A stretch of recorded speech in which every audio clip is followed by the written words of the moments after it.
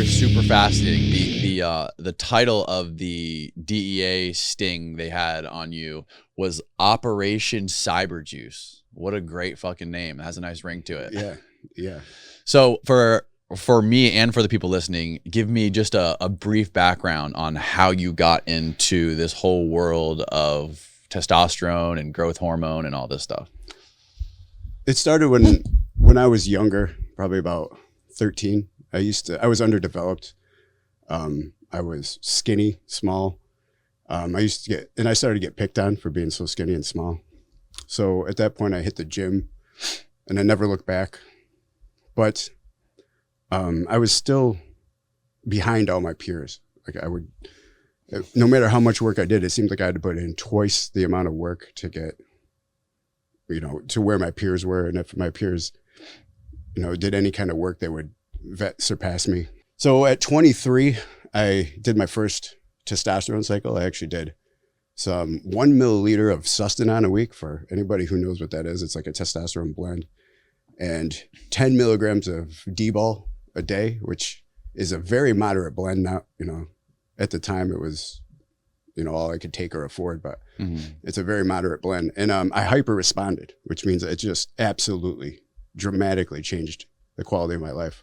I put on 30 pounds of muscle. I put 100 pounds on my bench in 5 weeks. I just absolutely transformed into a different person. Wow. So this led to a lot of other changes. The way people treated me, the way people saw me. All of a sudden I was getting respect. Suddenly, I was this big, very impressive looking person who everybody wanted to befriend. And so like, for instance, like I would, now I would walk into a bar and everybody's head would turn and they would part in front, like the crowd would part in front of me and let me just, to let me pass. While I was in college, I was a plumber and I hated this job. I was terrible at it. But as soon as I started taking steroids, my boss, just because of my impressive stature, he gave me a raise for no reason, absolutely no reason. Like, the world around me just changed. Everybody treated me. I was suddenly respected. And the world after testosterone and its derivatives was vastly better than the world before. So that's what led to the passion. Mm-hmm. I've always thought I've never tried any of this stuff, but my personal experience of it was that if you do it too young, it kind of like stunts you for the rest of your life, or it kind of fucks up the biochemistry of your body and the development of your body and the natural testosterone that your body produces. That's interesting. And the popular thing is to, say that and regurgitate those facts that you've read. Now, if people start at too young, like, before maturity, like, in their teens, like, 13 or something, that's different than using it after maturity, such as, in your early 20s. Mm-hmm. It's, for many people, especially, it's getting more and more understood that there's a lot of people who have low hormones even in their 20s. Mm-hmm.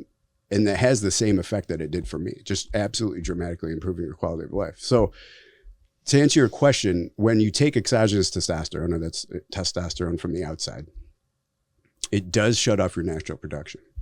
But that natural production can be brought back to baseline if, and there's plenty of anecdotal and empirical evidence that shows that, after about a year, if you take it for, about a year, and this is all just approximate, just because there's a lot of different, a lot of evidence and a lot of different conjectures, but, around a year, you can go on a protocol that will to jumpstart your HPTA, which is your hypothyroid pituitary testicular axis, and bring your levels back to baseline, back to whatever they were.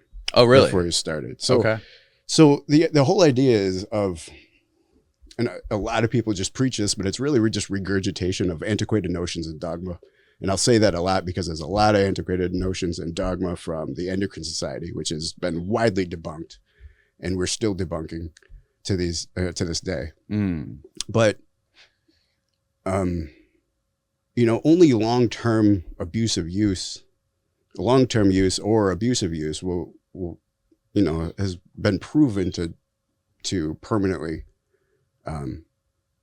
affect your natural testosterone production. The other reason that I never really like another one of those kind of like negative effects that I've always been aware of is like the gut that people get, like the steroid gut. Like one of the people that is most widely known for it is Joe Rogan. I mean, he talks openly about taking TRT and growth hormone since he was, for years, since he was probably in his 30s, and he has that like crazy like bulge gut.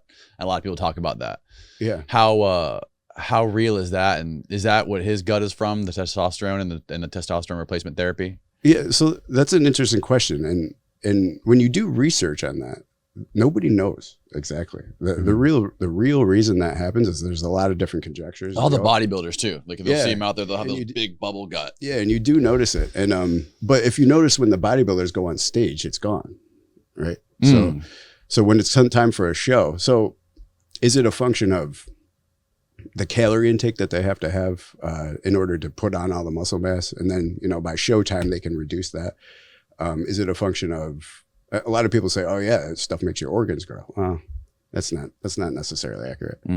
Yeah, doesn't it make your heart grow, like enlarged heart? Well, I have a friend who does it, who's been doing it for years too, and he says he has to always go get his heart x-rayed to make sure his heart's not super enlarged. Abusive levels can cause ventricular hypertrophy, which means an enlarged heart. Okay. It can, abusive levels, but if you keep it to moderate levels that that is within the realm of what your body would naturally produce, then it doesn't cause these issues. So there's a complete, and that's where among the naysayers of testosterone, or the people who try to I don't know, say that it's more dangerous than it actually is. There's not a distinction between abusive use of testosterone or its derivatives and safe moderate use. Anything taken in high doses is bad for you. You can die from water. If you drink too much water, you will die. That's a fact. And that distinction isn't made through a lot of people speak out against the use of testosterone, and especially younger people. I'm talking about people in their 20s.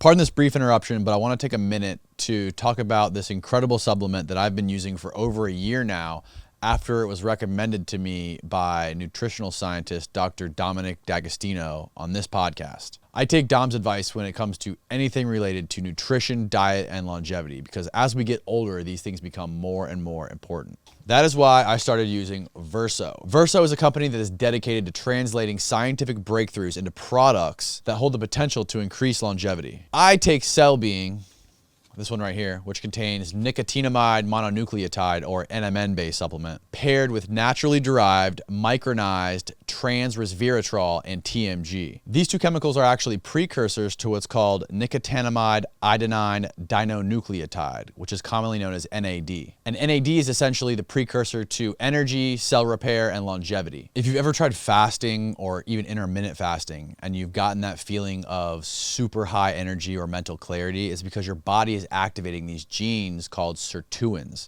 which are actually longevity genes. The downside is, as we age, NAD declines. When I found out I could naturally increase my body's activation of sirtuins and naturally activate my body's production of NAD, I was sold. And it is so much more affordable than doing NAD IV drips. Head on over to ver.so and use the coupon code Koncrete at checkout to save 15% on your entire order. That's KONCRETE at checkout and get 15% off your entire order, or you can just go to ver.so/KONCRETE. It's linked below. Back to the show. Why would people speak out against it? Like, I don't understand why would people, I mean, I understand like people like myself, I'm kind of like scared to try it. Right. I don't know what's going to fuck my body up, but like people, why would people be so anti? And it comes down to it took a very similar path to marijuana, right? So if we look at the history of marijuana, there was, in the 50s, there was something called reefer madness. Now, you and I don't remember this. I learned about it, but older people will actually remember reefer madness, where that led to all the laws against marijuana, that led to its classification as a narcotic. But reefer madness came out and actually taught people that if you smoked marijuana, you would go crazy, you would end up in an insane asylum, and it was almost certain death. Right. It took how long?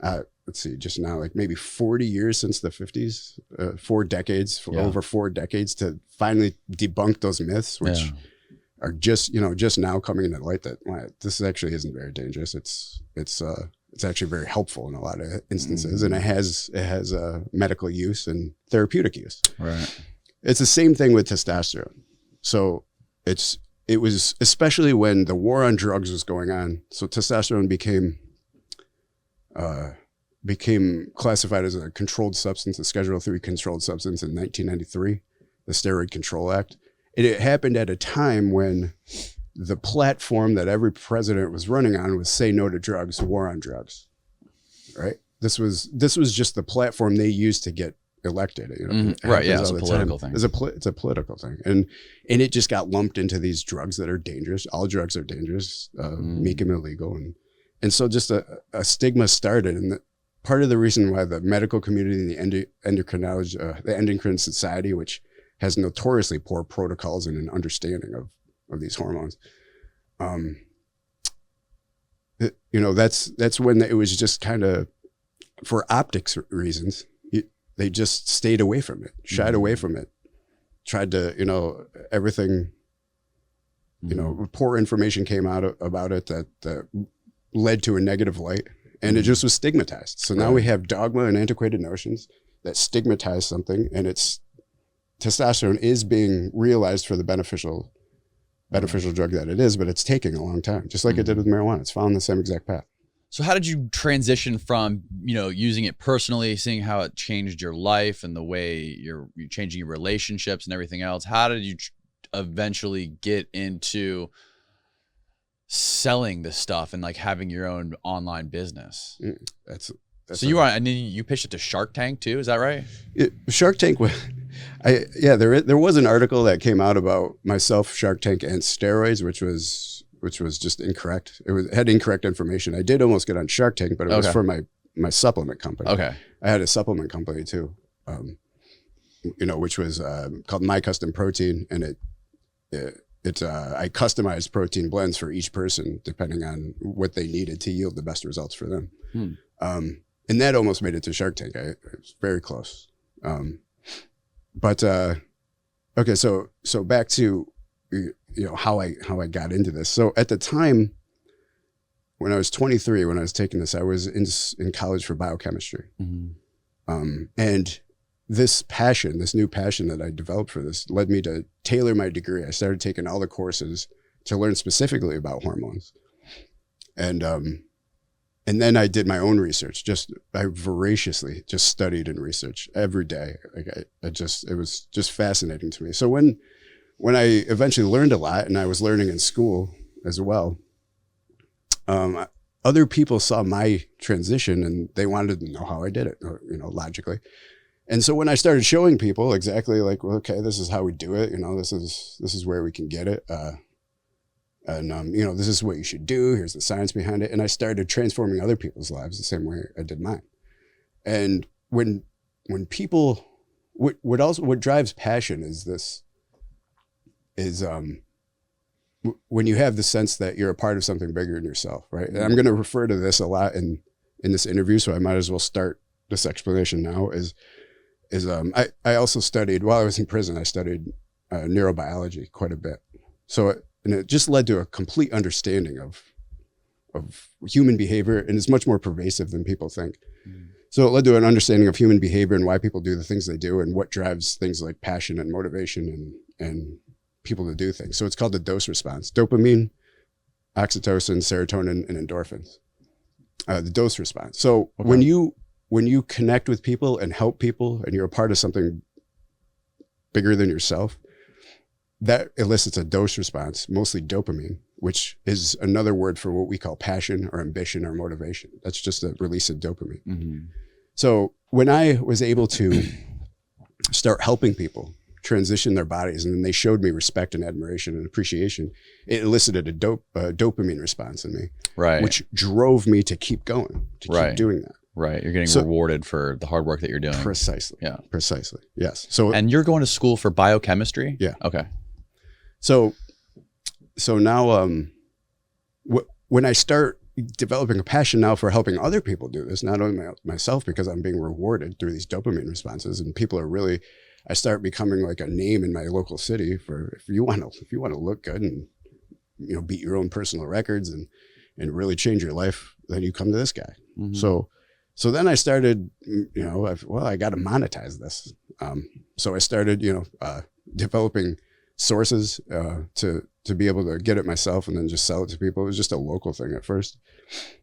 And it was still the, you know, more people came. And then pretty soon I was like, so I also became very adept. I'm a social chameleon. I became very adept at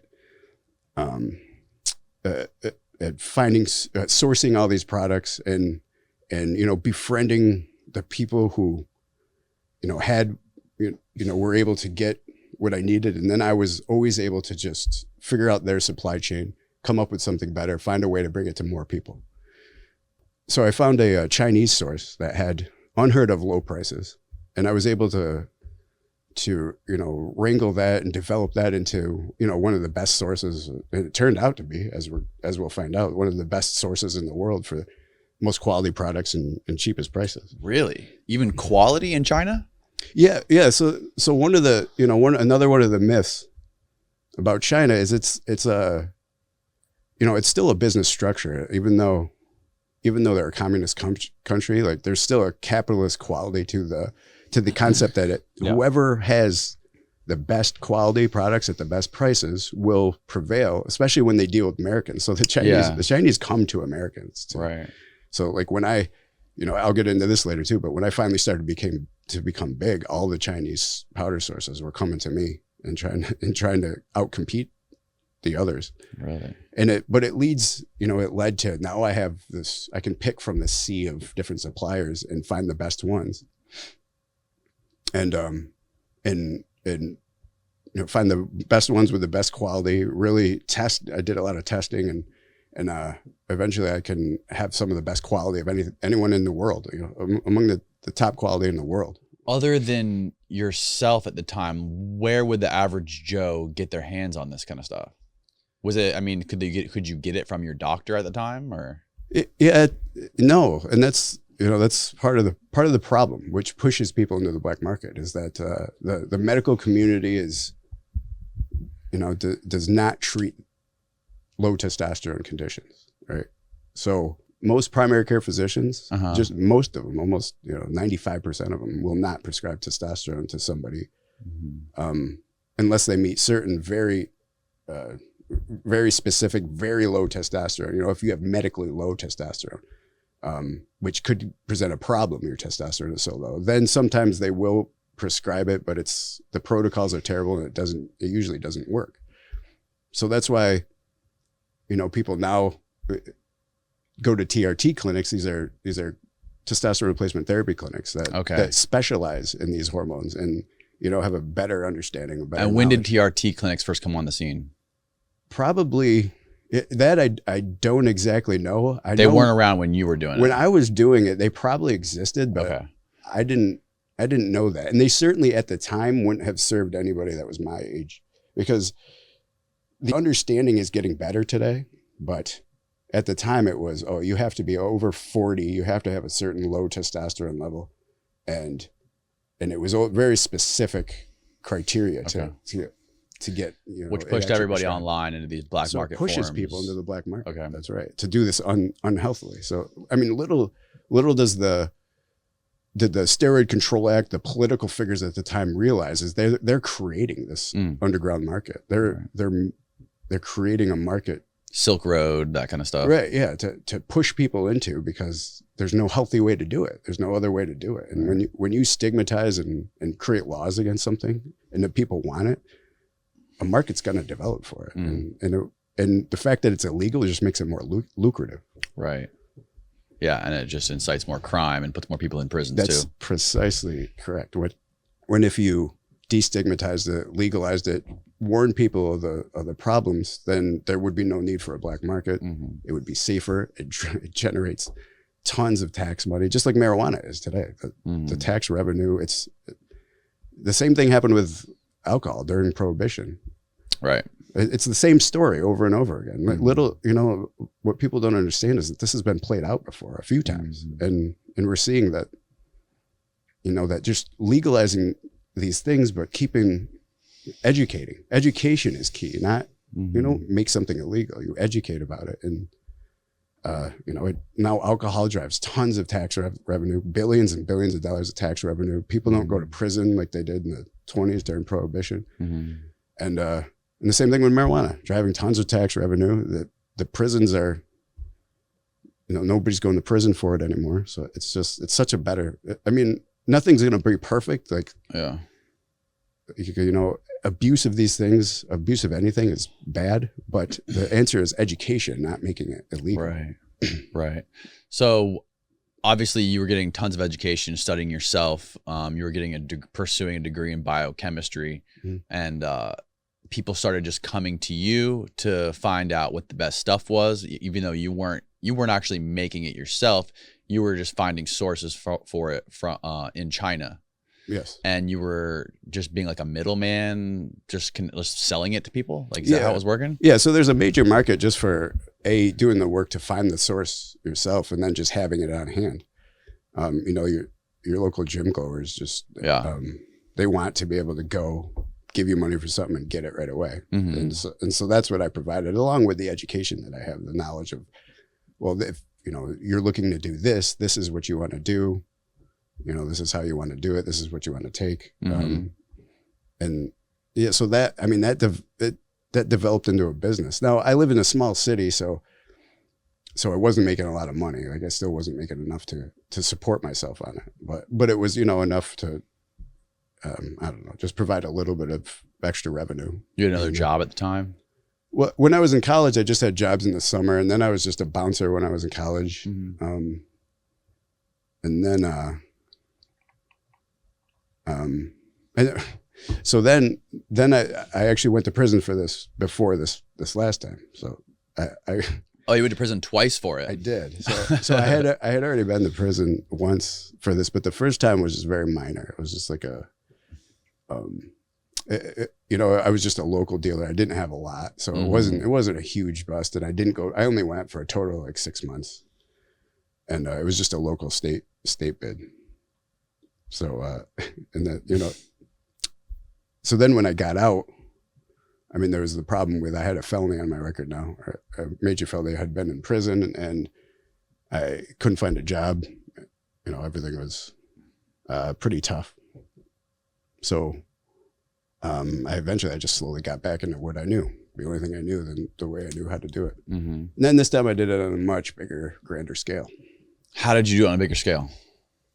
Well, the second time is when I developed the online portion. When I came out of prison the first time. So you were doing this, you created your own website. Were there specific like online bodybuilding forums you were plugged into? How did people know about you? How did you build sort of like an online presence that people could trust? Yeah. So I guess, I can start here about, this is how it started. When I went to prison the first time, I had this Chinese source that was fantastic. Right. And you met him how? That's a good question. I was just, it was serendipitous. I was just one of my friends who, I was getting stuff from various sources, local sources, and, finally kind of working through supply chains.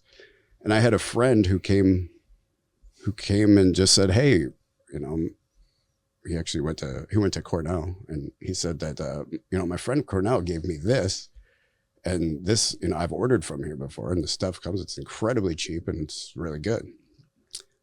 So he just gave me this guy's email address and said, hey, just email this guy and talk to him. So I did, and ordered a few things, and sure enough, everything came, and it was fantastic.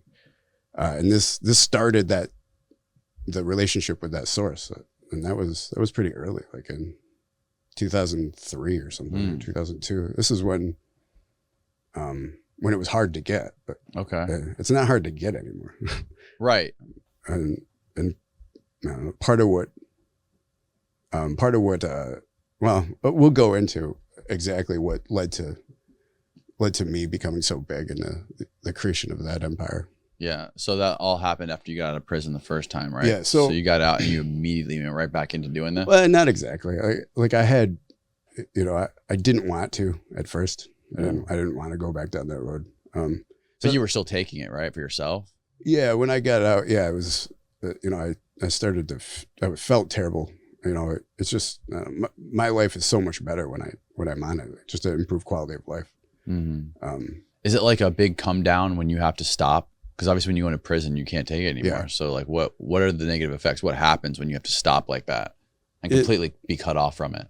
So you suffer what's called the symptoms of hypogonadism, which is low testosterone, another word for low testosterone. So lack of motivation, fatigue, lethargy, libido just goes way down. Fuck, that sounds terrible.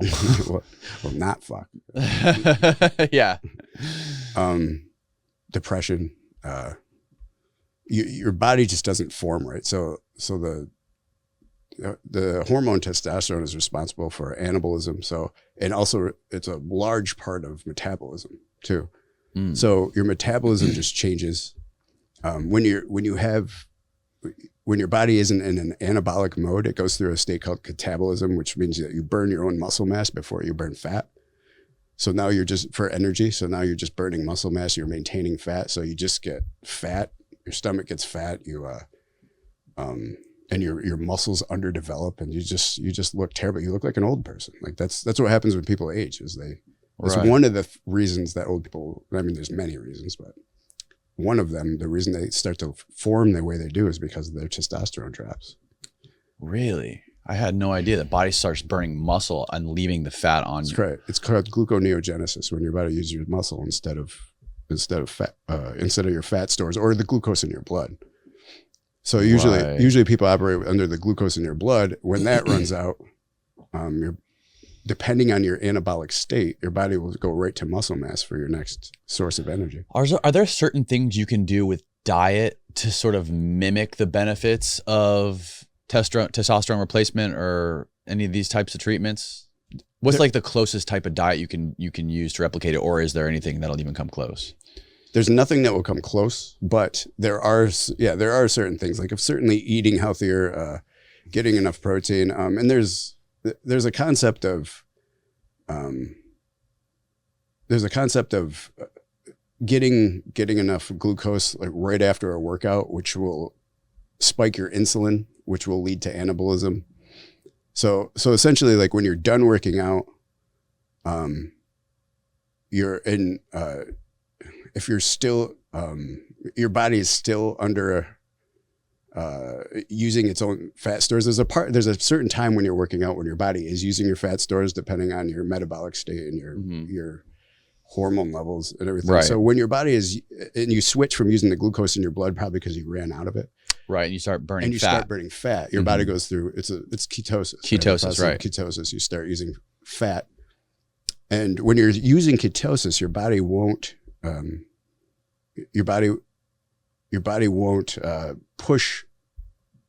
store glucose as fat at that point when you're going through ketosis, right?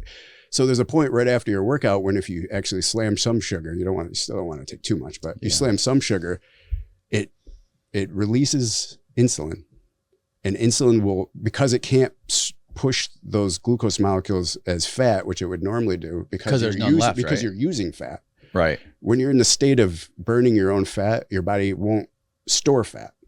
So it just pushes it right into your muscles, which is why insulin can be very anabolic as well. Okay. So after a workout, it's good to have the insulin. Right. The insulin production can make all that glucose store into your muscles. Oh, but there's a window, right? There's a window of opportunity. And that's just one of the tricks of using your own insulin production as an anabolic force. It's yeah, I've had one guy on here who he's dedicated his life to studying ketosis and the benefits of ketosis, like on the brain, and studying things like neurotoxicity, seizures, and he is a fucking beast. Like he said he would fast for 7 days straight and then deadlift like an ungodly amounts of weight. And he maintained this incredible physique, and he is 100% keto, which is seems like it's crazy. It's very rare. It seems for people to be keto and maintain that kind of physique. You're absolutely correct. And you know, the keto diets, it works for some people. I think it doesn't work for more. But there's people who are passionate about it. Why? Because it works for them. It's the same thing that drives all passion, right? It works for them. They have helped other people in that manner. Therefore, they become passionate. It helps me think more clearly. Yeah. There are benefits to fasting. There certainly are. I think those benefits are only, are relegated to specific people in specific conditions. It depends on what you're trying to do to whether or not fasting would be ideal for you. Have you ever messed around with like keto or different types of diets and see how they affect you, or does the testosterone and the steroid stuff basically completely blow that shit out of the water? It does. I have messed around with different diets, and nothing works like actually just having the correct amount of hormones in your body. Nothing works like that. Interesting. So when did this business start blowing up for you, like big time? Yeah. So sorry, we keep getting sidetracked. That's okay. So when I went to prison the first time, I had this source. I knew there was something here. I also knew that I wasn't sure what I wanted to do. I didn't want to put myself in a position to go in prison again. So what I did is I handed this source off to a friend, to one of my clients at the time, right? And I said, here, take this source, keep the relationship with this guy going. When I get out, I don't know what I'm going to do, but if I come back to you and you build something, I want to be a part of it because I gave you the source, right? It was just kind of, I don't know, just like an insurance thing for the future. So I went and I just did a short bed. And I got out, and it was, it was tough. So now I got, this felony. I just got out of prison. I have an employment gap. There's nothing I could do. So at this time I moved in with my grandmother. I couldn't get a job. I applied several different places. I couldn't get a job. I just had this, this time of depression and lack of lethargy, fatigue. I ended up going back on testosterone myself because that really improved a lot of things. And at this time, I actually had nothing else to do except work out because I couldn't get a job. So I actually got into really good shape, and I was working out. I was doing 2 sessions a day. Again, it kind of did the same thing. Like, so now people start coming back to me like, hey, help me out. Look at you, help me out. So eventually, like I couldn't afford anything. I couldn't do anything. I had no money, had no anything. So it just kind of rationalized it in my own head that I would just kind of start very small just to be able to support myself, doing some things again here and there. And, so then one day it just kind of got bigger and bigger, kept driving passion. So now I'm just like, I don't know, I'm kind of into it as much as I was before. And, now, one of my customers told me about this online forum that it was a source forum.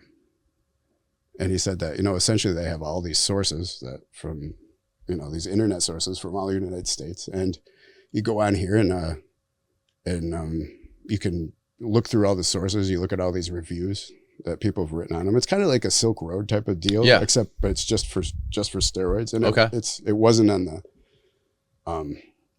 it wasn't in the, I'm having a brain fart. What's the Silk Road called? The Silk Road. What was it? It just looked like a black hat marketplace, right? Yeah, it was. I mean the dark net. That's darknet. Yeah, that's a good brain fart. So it wasn't on the dark net. It's on. So people weren't buying it with like crypto, or was this before crypto? This was before crypto. Okay. Yeah, I mean crypto existed, but it wasn't anything that anybody really knew about.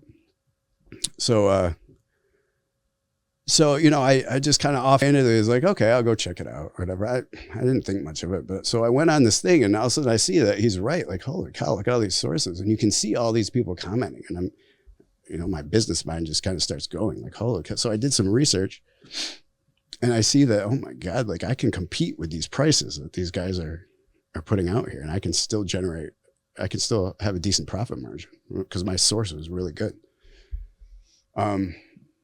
So I start, you know, I'm just starting looking in this, like, oh, this is doable. Like I can do this. I can compete with all these guys on here with their prices. And you know, it looked very doable. So I started, you know, really started researching it and looking into it. And now I had a plan, like, okay, I'm going to try this. I'm just going to try it. That is about when the friend that I left my source with came back into my life. It was kind of coincidental that right when I was already about to do this, he comes back into my life. So one day he just calls up and he's like, hey, how's everything going? I'm like, holy cow, I haven't seen you since before I went to prison. Like, you know, how you doing? I'm doing great. I'm almost near your house. Can I stop by? I'm just like, okay, yeah, sure. I was, you know, it was a little strange, but sure, it was going to be good to see him. Yeah. So he pulls up in this brand new Hummer, this freaking really decked out Hummer, and he gets out and he's just got this big smile on his face. And I'm just like, what the heck? You know, this guy wasn't a wealthy guy. Like he wasn't college educated. No, there was nothing. And I'm just like, and he comes out and he grabs this bag out of the back and he gives me a hug and he's like, how's it going? Okay. So we go into my house and he's like, opens this bag and it's full of steroids and money. And he must have $30,000. He's just got like wrapped hundreds. And I'm just like, Jesus, what the hell is going on? Why are you carrying around 30 grand in a bag full of steroids? He's like, I turned that source into a freaking gold mine. Oh my God. Here's your cut. Well, so he did. It's not like he just gave me any money. I didn't even ask for it. But what this did was make me realize that this is possible, right? That this can drive a lot of money. So, you know, he goes on to explain how he made $900,000 last year, that he's just got this massive operation where, you know, at the time he was selling all different kind of drugs, but the steroid one was really driving most of his revenue. And, what other kinds of drugs was he selling? Oh, anything. Just like coke and like legit anything drugs. You wanted. Yeah. Wow. Yeah. He had a huge black market operation. And, wow. and I didn't ask him exactly what he was doing, but he gave me enough hints to set the seed for how I could do it. Right. And I intentionally didn't want to bring other drugs into this just because, you know, I don't know. I was more passionate about the steroids at the time. Right. And what those about helping people. Actually, like, you know, passionate about helping people. Yeah. How it can make your life better. Yeah. Yeah. So, but he set the seed that this was possible. And he gave me enough information to understand a structure to put in place to be able to do this on a massive scale. And he was there for me. Like, so when I started, I didn't even tell him what I was doing. He didn't tell me exactly what he was doing, but every time I would call him to ask him how he took care of this problem, he would tell me. He was like, well, oh, I ran into this. This is how I solved that problem. And he just gave me enough hints to where I could set up a bigger structure and just start, you know, expanding and scaling this operation. So did you guys partner up, or no? He showed you how to do it on your own. Yeah, with your source. Yeah, with my own source. Yeah, he took it, and so let me go back again now. So I met him, and he set the seed, as I said. So now I'm like, okay, now I'm definitely going to do this. Like, I see it can work, and so I get all ready, and I do everything. I set up, and I bought an extra from the source. I bought like an extra. You know, an extra order, a larger order than normal, just to get ready for in case, you know, in case like a bunch of people bought, and I had just my laptop. So I had a duffel bag full of steroids and a laptop, and I was gonna start this online venture. And so the first thing I did is I went online and I just posted. I created this list of all these products I had and everything, and I just posted on this online forum. That's what everybody else was doing at the time, or just before this. You just go on and you just post a list, and people can order if like a menu. Want. Yeah, kind of like a menu, and people could order if they want, but anyways, when I let me start with this first, then I'll go back to that. But so when I posted this list, well, yeah, it's time to explain. So the zeitgeist at the time, right, the ethos of the black market steroid world was, it's steeped in distrust. There was a lot of fake stuff that was going around in the 90s and in the early 2000s. And this was because testosterone and its derivatives, steroids, were very hard to get, and they were very expensive. And therefore that a fake fraudulent market also established, where people would just sell fake stuff. And so people were terrified of getting fakes or getting frauds, right? So if you weren't branded, if you didn't sell brand name stuff, and at the time there was only like 5 or 6 brands that were ever accepted throughout the entire bodybuilding community or the black market steroid community. And if you didn't have one of those brands, or if you were even a person that had no name, like at the time I didn't, then people would absolutely not only laugh at you, but come at you with antipathy and hatred and anger. It almost made them angry that somebody with no name would dare try to sell steroids. So when I posted this list, I was laughed at and berated, and the mods took my post down. It was only up for like an hour on this forum. So anyways, but this forum, as it turned out, was the largest anabolic steroid source forum in the world. It had like 1 million unique hits a month, but it was worldwide. What was it called? Could I say the name of it? I don't Why not? It's like promoting a source. Oh, okay. You don't have to. Well, I mean, it just might be against the rules of YouTube. No, it's not against the rules of YouTube. I don't think so. We'll be fine. Okay. But if you don't want to mention them, you don't have to. I guess I don't really care, but it was Eroids. It was called Eroids. Okay. You probably just made a lot of people happy. The largest, it still is, as far as I know. It's still the largest source forum in the world, but it's worldwide, right? So it's,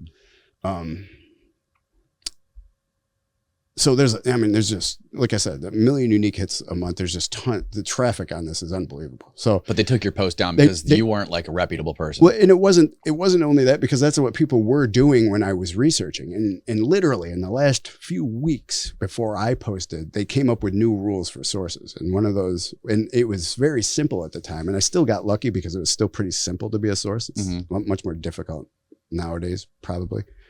But I just had to have a website, right? So to them at the time, because one of the reasons is people were posting, because it was so simple. You just make a post, a menu, and there was some fraudulent, people were just taking people's money and running. Yeah, it makes sense. If you're running a board like that, or you're running any kind of website like that, you got to regulate the scams and the bullshit. Right. So it makes sense. If it's your first time, they got to bet you, and Yeah. But they weren't before that. So I'm saying in the last 2 weeks since I posted, it was when they established the first rule. And this was just the first level. And they're saying, no, you have to have a website, because we feel if you go through the pain, because at the time websites weren't as easy to make as they were, or at least not for me. I had no idea about it. What year was this? 2011. Okay. So, I mean, people could make websites at the time, but it wasn't as prevalent as it is now. And at least I didn't know anything about it. So to me, that was almost like prohibitive. Like, oh, I can't do this now. I don't know how to make a website. I don't know how to do that. So, but they were just saying, you just need a website, and that shows us that you're serious enough. If you go through the difficulty of the process of creating a website, that shows us you're serious enough to, at least there's a good chance that you're for real, that you're legitimate. So and I didn't know how to do that. And so like, this is the first employee that I had is one of my friends did. I actually just kind of, I thought that was it. I was like, okay, well, I can't do this. That's it. Then like I got thinking, I'm like, you know what, this friend of mine, he knows, and he was one of my customers.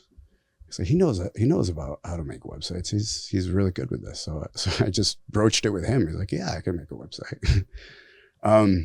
So let me go on that later, but let me tell you what happened with the post that I made. So this is where it started. The post that got taken down? The post that got taken down, it was only up for an hour. Well, I got 3 emails from that of 3 guys who were said, hey, I saw your post for that hour. I'm interested, but you know, we can't risk the potential fraud. And 2 of these guys were, so this forum has, they like, let's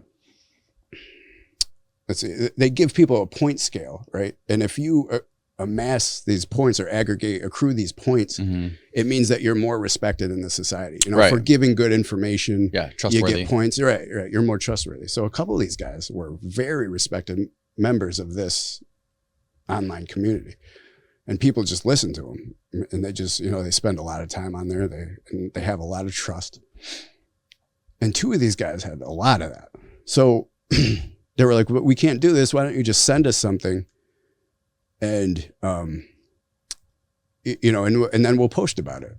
You know, if everything's real and everything goes well, you know, we'll post about it. And at the time, in retrospect, I shouldn't have been so reticent to do this because it's what ended up working. But I was just like, really, I don't want to give something away for free, you know? And that's the mentality that you know, people in business shouldn't do. If you have a good product, you should just get it out there. Be worried about getting it out there. It's not about profit in the beginning. Right. Long-term goals should be profit, but that's only after you've established a brand and established. And that's what I needed to do. And I was reticent to do that. So I just asked all these guys okay, when you receive it, once you see everything's good, then will you pay me? And they were like, yeah, sure, we'll do it. So I sent these three ambassadors, I call them, the original ambassadors, the orders that they wanted. And do these guys like post pictures of themselves to make them like, that people like just respect them, not only because they've been on the forum for a long time, but because they like see pictures of them. It's like, oh, I want to look like that guy. That's part of it. That is a part of it. But it's more about they just create value on the community, in the forum, information, and you know, they've led people to good sources before. So everybody knows if you go to this guy, you're going to get the latest, greatest information on all the best sources, because they do things like they did with me. They go check out all the sources and then kind of update everybody on who's doing the best job right now. So, so I remember, so these ambassadors went at the time I was able to get a job finally in an emergency room. So I did work at the hospital. I had just gotten a job at the hospital, and I remember now. You know, at first I would check these emails, this business email from the hospital. I worked a lot, so I would just kind of check from the hospital, and I remember, all of a sudden one day I was in the hospital and I checked out, and these guys, I went to my to this forum where I was a member, and all of a sudden I had a bunch of private messages, and that never happened. I didn't know what was going on. So all of a sudden I went and I checked the messages, and hey, it was this guy's name was he called himself Sicko on there. It was like CYCO. That was his handle. And he said, Sicko sent me. He said, you have some good stuff. Hey, give me your list. I want to order. And I had like 5, 6, and then it just kept going messages. Like, holy cow. Like, so, and then what is this coming from? Like, what happened? I saw that he posted it. He posted a picture of my gear, said that he started taking it, said that he started feeling it. And so did the other guy. So now all of a sudden there's people just coming to my PM. These guys sent them, and this is when it started. And this was just from an hour post. A 1 hour post that was set up, you know, days ago. And I'm still working on the website to actually become a legitimate source. I'm not even a legitimate source, but this should have been an omen to come of what was to come, because with a 1 hour post, now I have 5-10 clients already. What was so good about you? Was it the quality of your product? Was it the price? Was it both? What made your product so much better than everything else that was out there? Yeah. So I'm definitely going to get into that. And that's, so that's what comes up next is, I started the business off just on these ambassadors, right? And I'm sending the product. So they going online, they're talking about it, saying it's legit. So now all the new guys I'm sending are also going online and saying the same things, like posting pics. Hey, I got this. So now it's a good time to go into what established me. What was the distinction between me and the rest of the guys on the site? And the answer to that is, in the beginning, at this time, steroid dealers were not known as masters of business administration, right? They didn't have good business practices. They didn't understand things like, customer service, just putting in pretty simple, good business practices. Mm-hmm. So when I came in and I started establishing some good business practices, simple things that none of them were doing at the time, such as priority shipping. So you get your order in 2 or 3 days. For everybody else, even domestic suppliers, it was taking 2 weeks at that time. 2 weeks to get their products. It's just because it was just not foresight. They were just not spending the extra money for fast shipping and just sending a snail mail, and it would take 2 weeks to get there. Mm. Quality products is one thing that we did have, and then just price, right? So I just undercut everybody else by a little bit, and I could do that. I had the source. So, and it was also customer service. So talking to all my customers, being very friendly. So another thing, so back into more neurochemistry. So what happens with suppliers is when you have, when you have a good product and you start amassing a big client base, people are starting to respect and admire you and show you appreciation.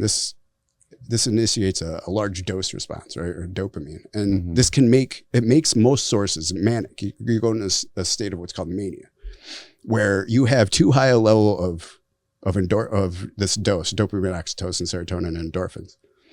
And when you're manic, you start to become a megalomaniac. You start to think you're almost godlike. And that's when all these things all these chemicals hit at once. Yeah, and it sends you too high. You go into a state of mania. So if you're familiar with manic depressive or a bipolar disorder, yeah, that's when your body doesn't control your endorphin or your dose response into this even level, and you become manic, which means you're too high and you start getting too wired, too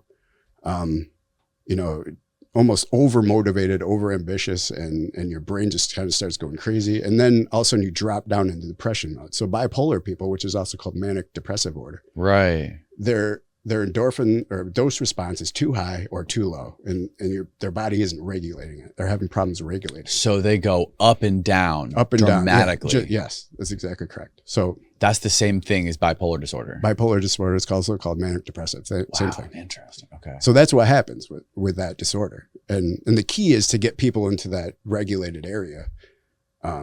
So you're not too high. You want to be even keel. Yeah. You want to be have a smooth ride, not a roller coaster. That's right. And there's things you can do within society to raise your own. And this is what makes you feel good. That's how pervasive these chemicals are. They control human behavior, and that's not known enough. Like, that's why it's such a benefit to study neurobiology, to understand these things, because you can do things to control your own dose response. Natural things? Yeah, and it's not even natural. It's just, yeah. I wanted to do whole sections on this too. But what can you do? Like, even if you're not manic depressive, if you experience, people can understand what you're saying and experience what you're talking about, like highs and lows. How can people regulate this kind of thing? And how can people control it themselves? So you have to understand what elicits these dose responses, right? And there's very simple things that behaviors we evolved to elicit this response to control our behavior or to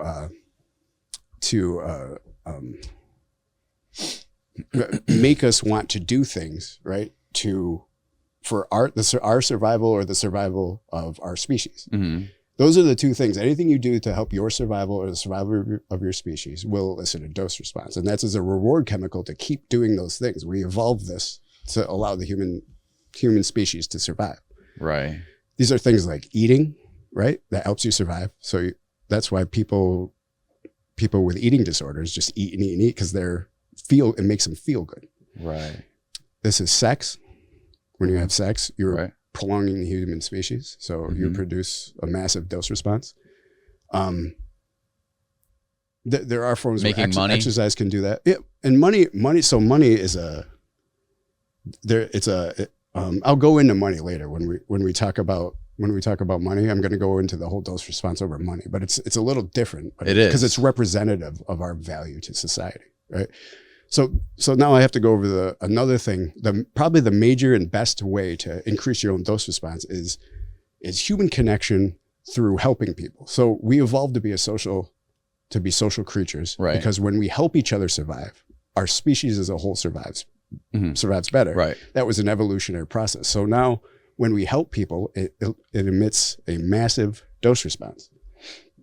So creating value for yourself, just being helpful, will massively increase your dose response. So understanding this, there's times when I felt myself going into a depression. This is mainly when I was in prison because I read about this. I used prison time to read voraciously, and I read so many helpful books that really put into place exactly how, the economy, biology, the society, like how all this stuff works, and everything became very clear. I had a moment of clarity after I read all this. But so there's times when I felt myself going into depression, and the answer was okay, how can I just help everybody around me? Well, what can I do? And when I was in prison, it was everybody needed legal help. So I just studied the law voraciously. I became a legal expert, and I was able to help hundreds and hundreds of people around me file habeas corpus petitions or motions to the court, or defend them if they got some sort of discipline within prison. Yeah, that's not only a way to help people, but having that kind of specialty or expertise or knowledge also helps your survival rate in prison. Yeah, I've heard that from many people. Yeah, but creating value for yourself. So now everybody knew, like, if you have a problem, you go to Ryan, and Ryan will take care of you and he'll help you. And it got me massive respect from everybody, even people I wasn't helping, because they watch me help other people, right? So now I'm what's called a jailhouse lawyer, and I'm doing a good job. So, but that helping people forms a connection with that person, and then they show me respect and admiration, and it elicits a massive dose response in me. So my depression could go away like that when I would figure out how I can help people around me. It's interesting. It's like being in prison. You can almost test all these things in a vacuum. So that's another thing. So you're absolutely correct. It's a great social experiment. Right. And there's so many people around you to run all these little experiments. Yeah. And this is precisely what I did. And it was very interesting. It's fascinating. It was fascinating. So to answer your question, so if you go online, right, and you look, okay, how can I increase my serotonin? How can I increase my whatever? Like, all the information gives you, okay, eat these foods. And I mean, eating is one of the ways to elicit a dose response, but that's not the real answer. The real answer is forming connections elicits a dose response, and help it. And the best way to form connections is by helping people, because it's a reinforcing circle. You help somebody, which increases your relationship with that person, which another dose response, which reinforces, which also reinforces the potential that they'll want to help you in the future, which forms another connection. So the more people you help, the more opportunity you have for other people to want to help you back. Right. So you're putting yourself in a position to succeed just by doing this. Yes. And the more people you help, the more of a position you're putting yourself in the position. So the answer was to just help everybody around me. So were there were there actual scientific studies done that proved that making these kinds of human connections and somehow increased like oxytocin levels, serotonin levels in the brain? Absolutely. There's studies out there. I don't have any to to give you verbatim right now, but Right. but that is evident in all the research. Wow. But what hasn't been put together logically and coherently enough is just like what I just did here, is explain that to people and say, if you're feeling depressed, if something's just not quite right, to raise these this dose response, here's some things you can do. Just help people. And that it reinforces the entire circle of events of all dose eliciting experiences. Reinforces, like I said before, reinforces relationships, because now people you gain these dose responses off of reactions to people, like, and your body can pick up on when somebody respects you, when somebody admires you, when somebody's showing you right. appreciation, and that elicits a dose response within yourself. So when you're helping people, and even when other people hear that you help somebody else, the same type of their visual cues that they respect and admire you will also raise your dose, give you a dose response. Wow, that's fascinating. It is fascinating. And it's weird. Another thing is, like, I've never dealt with depression on my own, but I've heard a lot of people explain it, and it seems like the way, people that are depressed, it seems like it's more of like an egocentric type of problem, where it's not like what you're saying is be selfless and help people, and that will get you out of a depression. But from what I understand about depression, is it seems like it's more of an egocentric black hole you're in, yes. and it's hard to understand or get yourself out of that, because you can't see the forest through the trees. You're stuck in a black hole. Yes. Yes. And you're correct. And it's usually, I think you use the correct terminology too. It's more of a self-centric type of concept, where I'm just depressed. It's all me. What can, why don't other people help me not be depressed? Right. When it's the actions that you have to take to elicit the neurochemistry to bring you out of this depression. Right. And I don't think it's the people's fault. This just isn't understood well enough. Like the pervasive nature of this dose response is just not understood well enough, and it's not communicated effectively. And I wanted to do lessons on this. In prison, I did lessons on this. So once I learned this, like, we have these little forums where you can do these little lessons, and you can kind of be a teacher. And I did lessons on the endorphins and dopamine, oxytocin, serotonin, and taught people this. And it went over incredibly well. And, people think the type of atmosphere you're in prison, like, nobody's going to understand that. In fact, when I started doing these lessons, I was told that by a lot of my peers in prison, that this is going to go over terribly. Nobody's going to understand this stuff. And I just put it very simply and explained it, and it went over phenomenally. And everybody was fascinated, and everybody wanted to learn more. And people really enjoyed all these classes that I did on it. It really is fascinating. It's something I've never really thought about too, but it also, you can see the ties to people now, like in culture now, people like work from home, people working from home, people living by themselves in an apartment building in a big city, not being surrounded by people. It's just them and maybe one other roommate or significant other or their cat or whatever. Yeah, you're absolutely correct. And I'm not trying to dismiss real clinical depression. Like, there's some people who have a genetic predisposition for not producing enough serotonin, or maybe their dopamine transporters are not,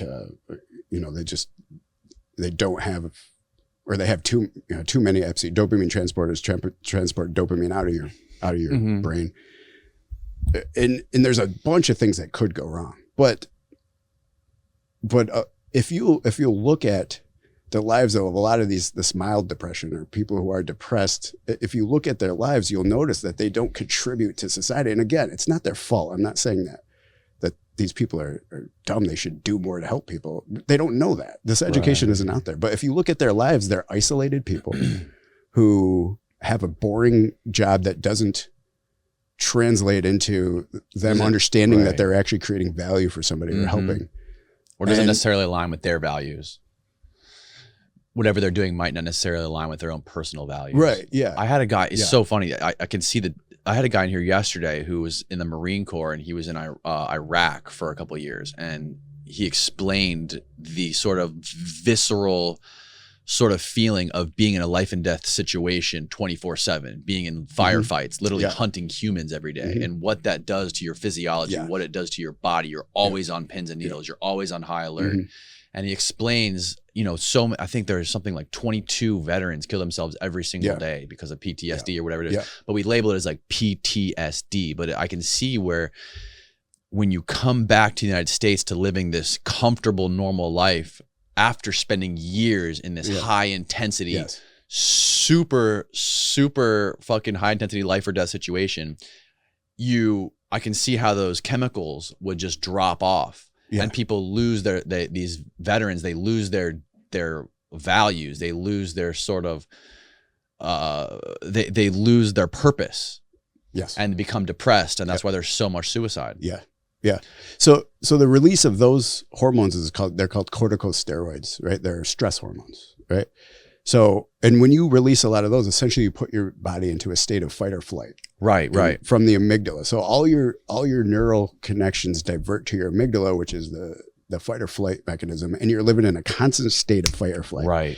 And that can become permanent if you've seen too much, right? Or if these memories of these traumatic events, they stick in your head. Yeah, he said when he came back, he was like hyper vigilant all the time, and he was always in fight or flight. And it's corticosteroids, and it just screws up your entire brain and your biochemistry and everything. And it's terrible. And I feel awfully for these people because this isn't anything they can help. And it's bad. And oddly enough, testosterone, because it's dopaminergic, it helps release the dopamine, which can kind of overpower the PTSD, corticosteroids. It helps. So a lot of people with PTSD can go on testosterone, and it does help the symptoms. And I have a lot of clients. I had a lot of clients in the past that are helped by that. That's fascinating, man. That's fascinating. Yeah, he said that he was just going through life when he came back and he thought he wanted to fix the world one asshole at a time. You know what I mean? Just like flipping out on people, thinking that, you know, they didn't have the right discipline. They, you know, whatever, like thinking that he could just fucking scream at people. And that's like back in the Marines, back, you know, being overseas. And I could see what a crazy fucking, what a crazy thing to put your brain through. Oh, absolutely. And I feel terrible for people with PTSD.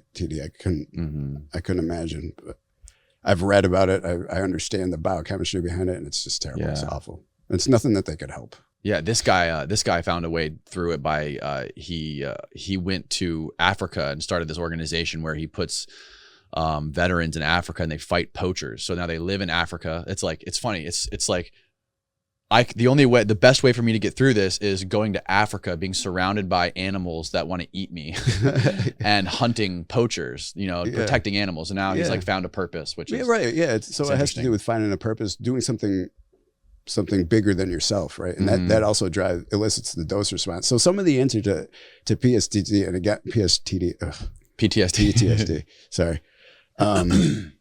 And again, I'm not an expert in this. I have read a lot about it, but I'm not an expert. But some of it seems to be over and over again. It can be relieved to an extent by overpowering it with the dose response, right? And finding a purpose by going and fighting in Africa against poachers you think you're doing, or you are doing something for wildlife, right?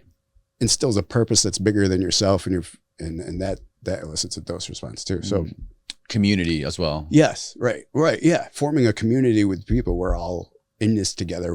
The connections, right? The human connections. We're all doing this for a purpose, for a bigger, grander purpose. And that leads to passion, which is another word for dopamine, and ambition and motivation. All words for dopamine, dopamine response. That's fascinating. So how did you parlay this education that you took from prison, learning about this type of stuff, into everything else you were doing?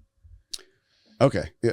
One more thing I want to say about PTSD. I'm sorry, but I think it's sort of relevant. So MDMA is showing to be very, very beneficial to people with severe PTSD, right? Yeah, and I've heard that. Because of the stigma, that same thing back with the war on drugs and at the time when they were just making all drugs illegal, all drugs are bad, right? So they made MDMA a contraband, made it a controlled substance, and put it up to such a high level, Schedule 1, that now it can't be used in any medical reference, or it can't even be studied, right? So now they actually just moved it and allowed it and are allowing it to be used in a medical context. Mm-hmm. And it is turning out to help tons of people. Like a lot of people are really being helped, especially with PTSD symptoms. So that goes again to show you that the politicians just to run on a platform on anything that will get them elected, right? What's the problem right now? It's almost like you create a problem and then offer a solution to it, right? Right. So you create, okay, drugs, The crack problem makes cocaine is money. killing people, right? So you know what? We're going to take all these drugs, run on a platform like we're going to fix this. We're going to fix this big problem. And oh my gosh, this is a problem. They're saying it's a problem and they're offering a solution. Let me vote for them. And Right. it's a, you know, it turns into a political tactic rather than something that's actually rational, makes sense, and is effective, right? Mm-hmm. So now how many years did we lose out on using MDMA medically just because of this political? And the same thing happened with Right. marijuana, steroids, Mhm. alcohol, everything. We've seen this over and over again. And it ends up killing more people because pushing it to the black market makes it Yes. more unsafe. It makes more, That's absolutely correct. right. That's why, we have cocaine that's accidentally laced with fentanyl killing people. Yes. And if you made cocaine legal, people could do it and not You fucking could buy die. it from a store, Right. where it's regulated and you could educate people like they're doing with tobacco. I mean, I think what they're doing with tobacco is much better, right? It's education, telling people how bad it is for you, but you don't want to make it illegal because then you just create a nicotine black market. Right. And you're creating cartels. You putting people in prison, creating cartels, creating violence. Mm-hmm. I mean, when during Prohibition, there was so much violence. One of the reasons they made it legal again, one of them, there was a lot of them, but was that it created so much violence and that so many people died and there was so much violence in the name of controlling alcohol in the black market that when they legalized it, now you can just get it anywhere and all that violence stopped that was caused from the legalization of marijuana. I mean, it's just over. And The thing with MDMA though, I always wonder, I know MDMA elicits a super high serotonin and dopamine too, right? Yeah. But isn't there like a crash after that? Oh yeah. Yeah. It's bad. When you have super high levels of dopamine, serotonin, and super low levels of depressive states, doesn't that happen right after the MDMA? Yes. How do you're making yourself mitigate? bipolar. Right. So how do you mitigate that? Obviously, so veterans, they have the super low levels of serotonin, right. and they're getting MDMA, and it's increasing it. Yeah. But doesn't it just go right back down afterwards? Yeah. So, but if you do it at therapeutic doses, so the dosing in this part, I'm not super educated on. So I don't know the exact how. I just know that it is working, and there's plenty of there's studies going on, and I even saw it on like 60 Minutes. And they did a study that showed this is working, and there's people who are evangelizing the use of it. And I'd imagine it just has to do with, again, a moderate use can bring you up and bring you into a space where it's therapeutic and you can start really talking about things. And, so it's kind of used for therapy sessions to really get you to open up and understand why you feel the way you do. And that's really important in healing from these diseases too, is understanding exactly why you feel the way you do. And MDMA can get people talking. Right? Maybe they can do it in a way that, like, I don't know what the fuck I'm talking about, but maybe they can do it in a way where it helps people get their head above the clouds just for a little bit amount of time to see the light, and then do that in specific doses over time, kind of microdosing, or something like that too. And then maybe eventually wean them off of it to where they don't even need it anymore. Their bodies learned how to produce it, or learned how to live that new way. It is fascinating. But what makes me angry is how many years are we set back on this new therapy just because the government decided that they wanted to get elected. They wanted to just make everything illegal like that. I mean, that kind of like the lack of foresight from a government to unilaterally abolish something that could be so helpful. We've seen it over and over again. Mm-hmm. And there's many countries that have a lot of these drugs that are legalized and regulated. And it's not like there's tons of people going crazy in these countries and doing. No, they're incentivized to keep their people healthy. A lot of those countries also have like socialized healthcare, to where they're paying for healthcare, and they're not incentivized to feed people drugs or sell people drugs. They just want to keep them healthy. Yeah. So going back Okay. what? We got way off topic. That's we okay, man. Got way off topic. That's what we're supposed to do. I even forgot where we were. No, yeah, you were talking about you were in prison and you were learning about the neurochemistry of the brain and how it affects certain responses, and you were talking about like manic states, depressive states. Yes. Okay. Yeah, I remember. And how does that all tie into what you did after that? Yes. Okay. It was like an hour ago. So yeah. So I was explaining like what made me distinct from all the rest of the suppliers, which kind of rose me above everybody else, and allowed me to really start creating a brand and an empire. And I mentioned the simple business, good business practices that I put into place. Free shipping. Free shipping was one. Yeah. Everybody else was charging for shipping, and fast shipping. I just used priority, which it got people their products in 2 or 3 days, and nobody else was doing that. So it's kind of simple, but if nobody else was doing it, good quality products. And so this is what launched into the dopamine discussion. So everybody else, when back to the dose response, right? When you're manic, when you're too high, it leads to mentations of megalomania, right? You think that you're almost godlike. Right. These people, everybody should listen to you, and nobody dare. This is what happens with really drunk people too, right? This is what you see with like Trump, for example. Yes, he exists in a constant state of mania, right? Right. Or drunk people, like really drunk people. What do? They get very belligerent. No, you listen to me, right? Like, right. And that's a state of mania. Their endorphins, their whole dose response is too high, and they think they know everything, and everybody else should be lissing to them. And that's what creates. That's why there's so many people that fight when they get drunk. Yes, exactly. That's exactly correct. They're in a state of mania, right? So celebrities feel this too, right? But they have like a team of people, what do you call it? Public relations people, right? Who tell them how to act. Don't do this, say this.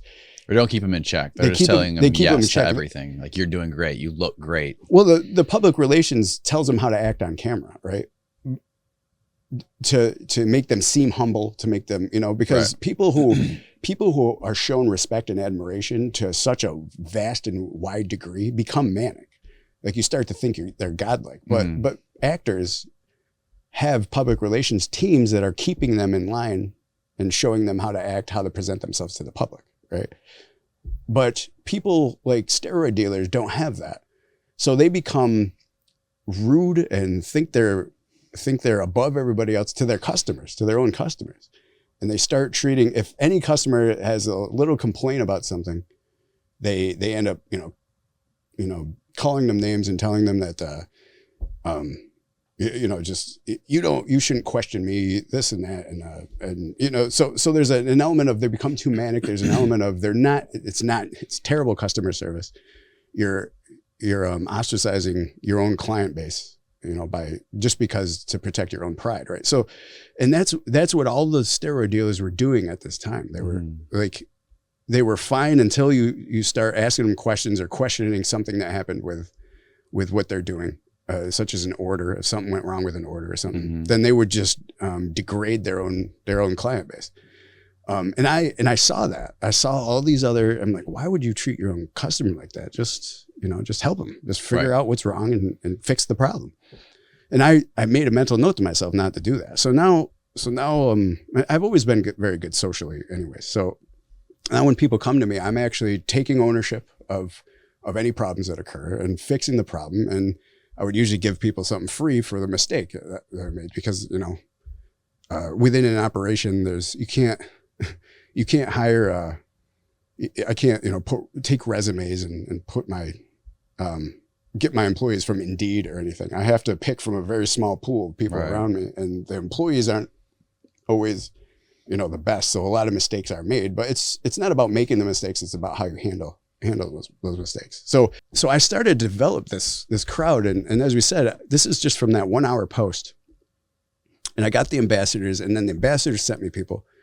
And then all these guys started going back and posting about this. This guy is great to deal with. His stuff started working. It was, it was great. I got my order in 2 or 3 days. That was a huge one because everybody else was taking 2 weeks. Yeah. It's been basic business practices that people don't use that honestly, that was that roided out bros don't know how to do. They're just tough guys. That's exactly correct. So when I come in and did this, it just changed the game. So, and by the way, pretty quickly, everybody else started following suit with what I was doing. So now I like completely changed the way the business model that all the steroid dealers operate. Nowadays, you can go and everybody's shipping in 2 or 3 days, and everybody's doing these things. But I was the first one at the time. So now all this stuff and I started gaining a good audience before I was even a legitimate source on eroids, right?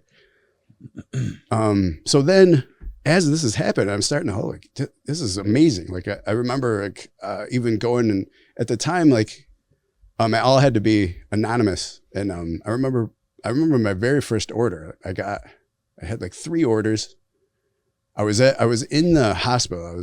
I was in the emergency room, and the orders came in from my email. I took them while I was working in the emergency room, which in retrospect was pretty stupid because the IT can see everything that's happening on those computers. So somebody. Oh shit! You're actually used. Oh, I forgot. That was probably before phones had email, right? Yeah. So you're using the actual computers in the hospital. In the hospital. Yeah. That was funny. So so I took the orders right in the emergency room, and I was just like I was overcome with this sense of like I think the orders came to a total of like $1,150 or something, right? And my profit margins at the time were something like I don't know, I think it was 250%. Holy shit. Yeah, the profit margins were big, but I'll go into detail. When I started my own UGL, it got much better. I'll go over all the business stuff as soon as we get there. But so on that order alone, right, I probably made like, I don't know, $550 or something after I profit. Yeah, profit, which was the most I'd ever made in one day in my entire life. So right there, the first day the orders come in, what that does is that money puts the warm feeling in your chest, and that's a massive dopamine response, right? Right. So now all of a sudden I'm just glowing, and I'm like, this, you become passionate about this, right? Now, and you're like, I got to do this more. This is fantastic. So it just kind of drove more passion, and I just remember that warm feeling in my chest when I went and picked it up too. When I went and picked up that money, and I had like $1,100 in my hand, like I had never really held that much money. Oh, Western Union. So Western Union is the only anonymous way you could do it at first. But again, as you'll see, that this became a problem because Western Union shuts down, after you collect so much money, they shut down your ability to collect more money from one person. So I can only collect $20,000 a year. Okay. And once you collect that, they shut your name down and you can't collect anymore. So now you got to go find other names. Right. And this became a whole problem. Yeah. Because when you're collecting millions of dollars, you need a lot. That of becomes people. The hardest part of your business. Yeah, it did, and I will get to that. It became a major problem to collect money. So now I'm at this. I've got I don't even remember how many, but it was a decent amount of clients, especially for me. I had never seen this much money coming in, and it's probably like, I don't even know how much it is, like maybe $1,000 a week. It's funny how it's like a snowball effect too. Like you're saying, like you had that burning feeling in your stomach and you feel like, oh, I make this much money. Yeah. I can make so much more. Like now this is my new baseline. Yes. You know what I mean? It's funny how it works. Yep. Yeah, you're correct. And it's like, it's the same thing goes the opposite way. If you like have no money, it's like a slippery slope. You know what I mean? It's hard to get your head above that. That's right. Yeah. Yeah. Above the clouds. Yeah. And I had speared that whole gambit of emotions and from going, doing okay to going back down to now coming back up again. Mm-hmm. You're right. And you feel good. You feel good. Yeah. You start feeling good finally. You're more optimistic. You see more opportunities. Yeah. So, at this point I want to go into this too, but I think maybe I'll do it a little later, where people just kind of label drug dealers as greedy. You're greedy, right? Oh, you're greedy. You just did it for the money. And it's absolutely not an accurate depiction of why you do it, right? It's not, the money is great, but it's not about money. At first it's about money though, right? Maybe maybe not after. Even, not even. No. It was so for me for this and when I was in prison, I was around a lot of drug dealers. We were in a nonviolent camp and half of them were drug dealers. So I got to get inside a lot of heads of some other pretty big drug dealers, you know, cocaine dealers and everything. And it's not just about money. Like even with these guys, it's not inaccurate. It's facile, right? It's easy to just put a simple label on something and then just say, it's that, it's greed.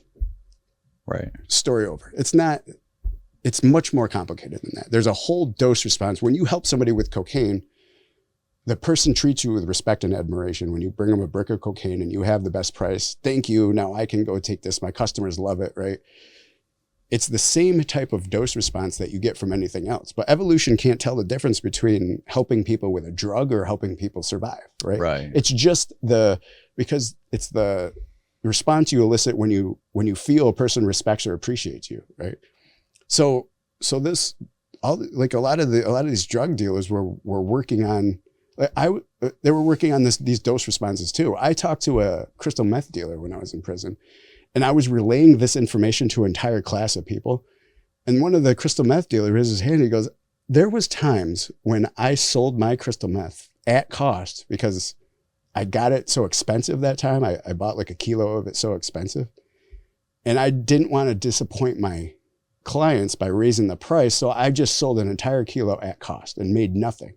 But I still wanted to do that just so I could be the man." And in the drug business, a lot of people will front you product and then say, "You pay me later." Like, here you go, take this, and you can pay me when you get the money. Right. And it's still so you know, in that case, it wasn't about money because you didn't make any money. Or in that case, you know, like you could lose that money, right? You're giving them a loan. You're trusting them. It's more about the connection you make with somebody is very intensely elicits an intense dose response. Right. And a lot of continuing to build these cocaine or crystal meth empires is built on that. The money is, I mean, don't get me wrong, the money's nice. The money's great. It elicits its own dose response, which I'll go into later about exactly how money does well, I mean, if you look at it geographically, the poorest countries, the poorest communities are the ones that are corrupted by drugs and cartels. Mm-hmm. The people that are generally the most desperate are the ones that get into this stuff because it's the easiest route to money. That's right. And it's the same thing even with, like, if you look at porn stars, like think about who fucking, you know, when they're 10 years old say, "I want to be a porn star when I grow up." It's not that. It's people who are poor, people who have been abused by relatives, who have nowhere to go. Like, how the fuck am I going to get out of this house where my uncle's abusing me every fucking day? Mm-hmm. I need to get out tomorrow. Okay, I could go fucking do porn and make 10 grand a week. Whatever. It's not only about the money to get out of that situation too. It's what can I finally do to gain some respect and admiration within the community. And if you're a good porn star, a lot of people admire you and respect you. You have fans, right? Once they get into it. But I'm saying like the catalyst, the thing that the jump off initially might be money. Like they, in a desperate situation, they need to get away from. And then after that, though, they could maybe, I think the other part comes. The other part comes and you grow with that, right? So I guess the point I'm trying to make is that not that money is a zero factor in everything, but it's not the only factor. Right. And a lot of people just want to simply just label it greed and throw the key away and that's it. And it's not that simple. It's very complicated. What drives motivation in people to do things. Mm-hmm. And that's just all I wanted to instill. So for me, and I'm going to explain pretty soon, like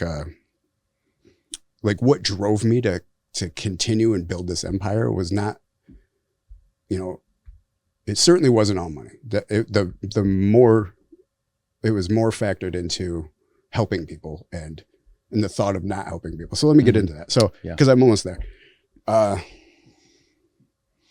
So the point when the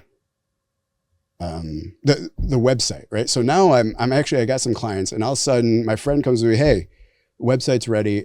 We had to do all this stuff because you can't just build a website on GoDaddy and or Wix and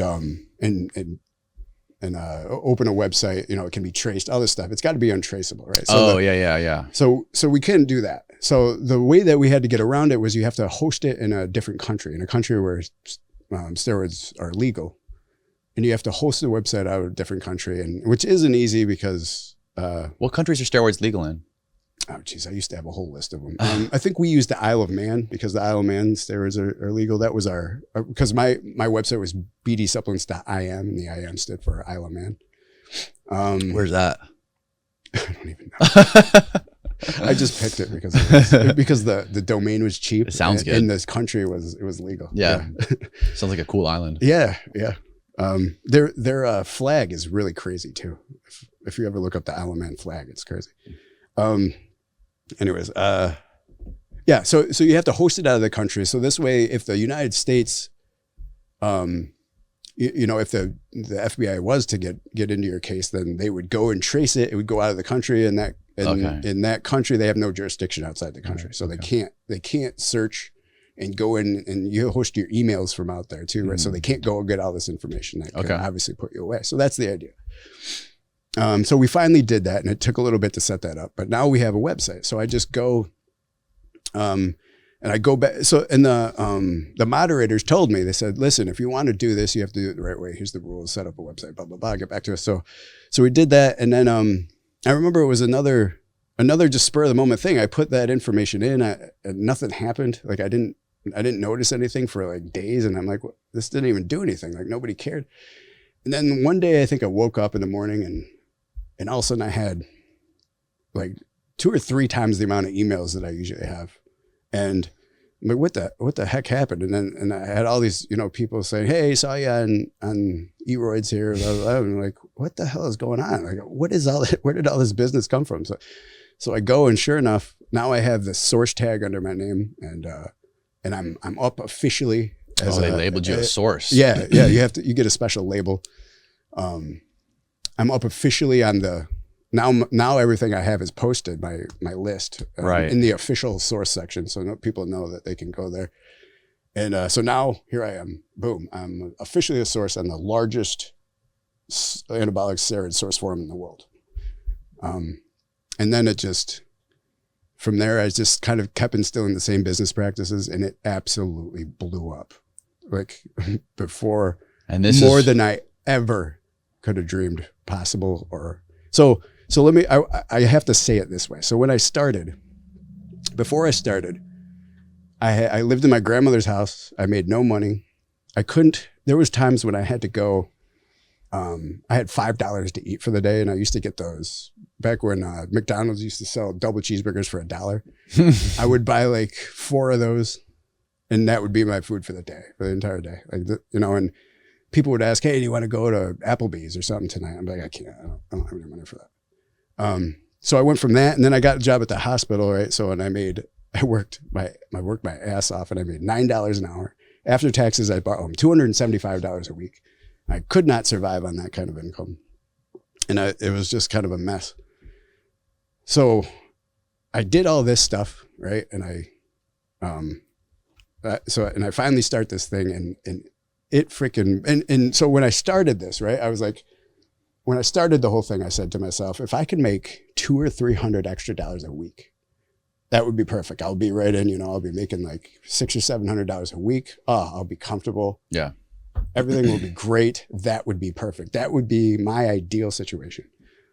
$200 or $300 extra a week. And I thought that was too much. I was like, I don't think, that's overzealous. Right? I don't think that's going to happen. When I got put on that source forum, and I started instilling these same business practices that I talk about, being nice to my customers and all this stuff. I mean, it freaking blew apart. Within 6 months, I was bringing in $21,000 a week. I just like everything just blew apart, and it got overwhelming, the amount of business, the amount of work. I was doing everything by myself at first, and I never dreamed that I could make this much money, or never dreamed that anything like this would happen. How does your mind frame change when it's all of a sudden the faucet is full blast? It was crazy. A lot of people talk about, the pursuit of wealth, like the pursuit of wealth, always trying to figure out a way to like reach that next level. Mm-hmm. And then people who have reached it and then some, it just becomes, now I'm just worried about losing it. I want to make sure I can maintain this. I want to make sure I don't lose everything. There is an element about that. Let me tell you where my mind frame went, and that will come into play later. Well, actually, right about here it comes into play. Yeah, it does. It comes into play right here. So when I started bringing in this kind of money, and so one morning I wake up again, right? This is probably, I don't know, 6 months into it, if that, maybe we went 4 months.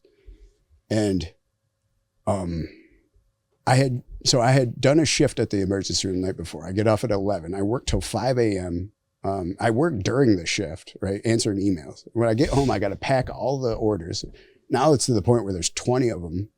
And I got to pack all the orders. I got to go collect all the money from Western Union, which is just tedious. Mm-hmm. So I got to go myself and collect all this money. So you have like multiple different accounts with Western Union, so you can, because there's only 20 grand a year you said you can take out, right? Right. So what I started doing pretty early is getting other people's IDs. And I used to pay people for their ID. Give me your ID. And it doesn't matter if it looks just remotely like you, it's fine. I would tell the people to send the money in this name. Okay, I have 3 different IDs. So you're paying them for their IDs. Yeah, I just pay people for their IDs. And then they go get another one for $10, right? From the DMV. Yeah. So I got to go pick up. So now I wake up one morning, I have freaking 200 emails right in the morning. And I've never had that many, before. And I got to go to work. I got to go collect all the money from last night that I picked up from all the emails I did last night. I got to pack 20 more orders. Who knows how many more are in these 200 emails. There's probably another 20 or 30 or 40 orders in there. You're still doing all by yourself? I got to go collect all this money. I got to go do a 9-hour shift at the emergency room. And it just freaking slammed into me. And after all this, I have, after I pick up all this money, I have $100,000 in my cash at my house. And I have never, ever dreamed that I would ever be able to hold that kind of money. And now I'm just like, this is too big. Like I fucked up in the way that this is too successful. I'm going to get caught. I cannot keep doing this. This is out of control. I have to stop. And I just I'm not a person who's prone to panic attacks, but if I ever had a panic attack, it was right here. I remember sitting down in my head, burying my head in my hands and just saying, I can't do this. I got to quit. This is too big. I'm going to get caught.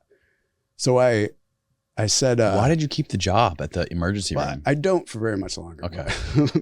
I was going to say maybe to keep yourself off the Fed's radar. There was an element of legitimacy that I wanted to keep, but there became a point pretty quickly where I couldn't keep it.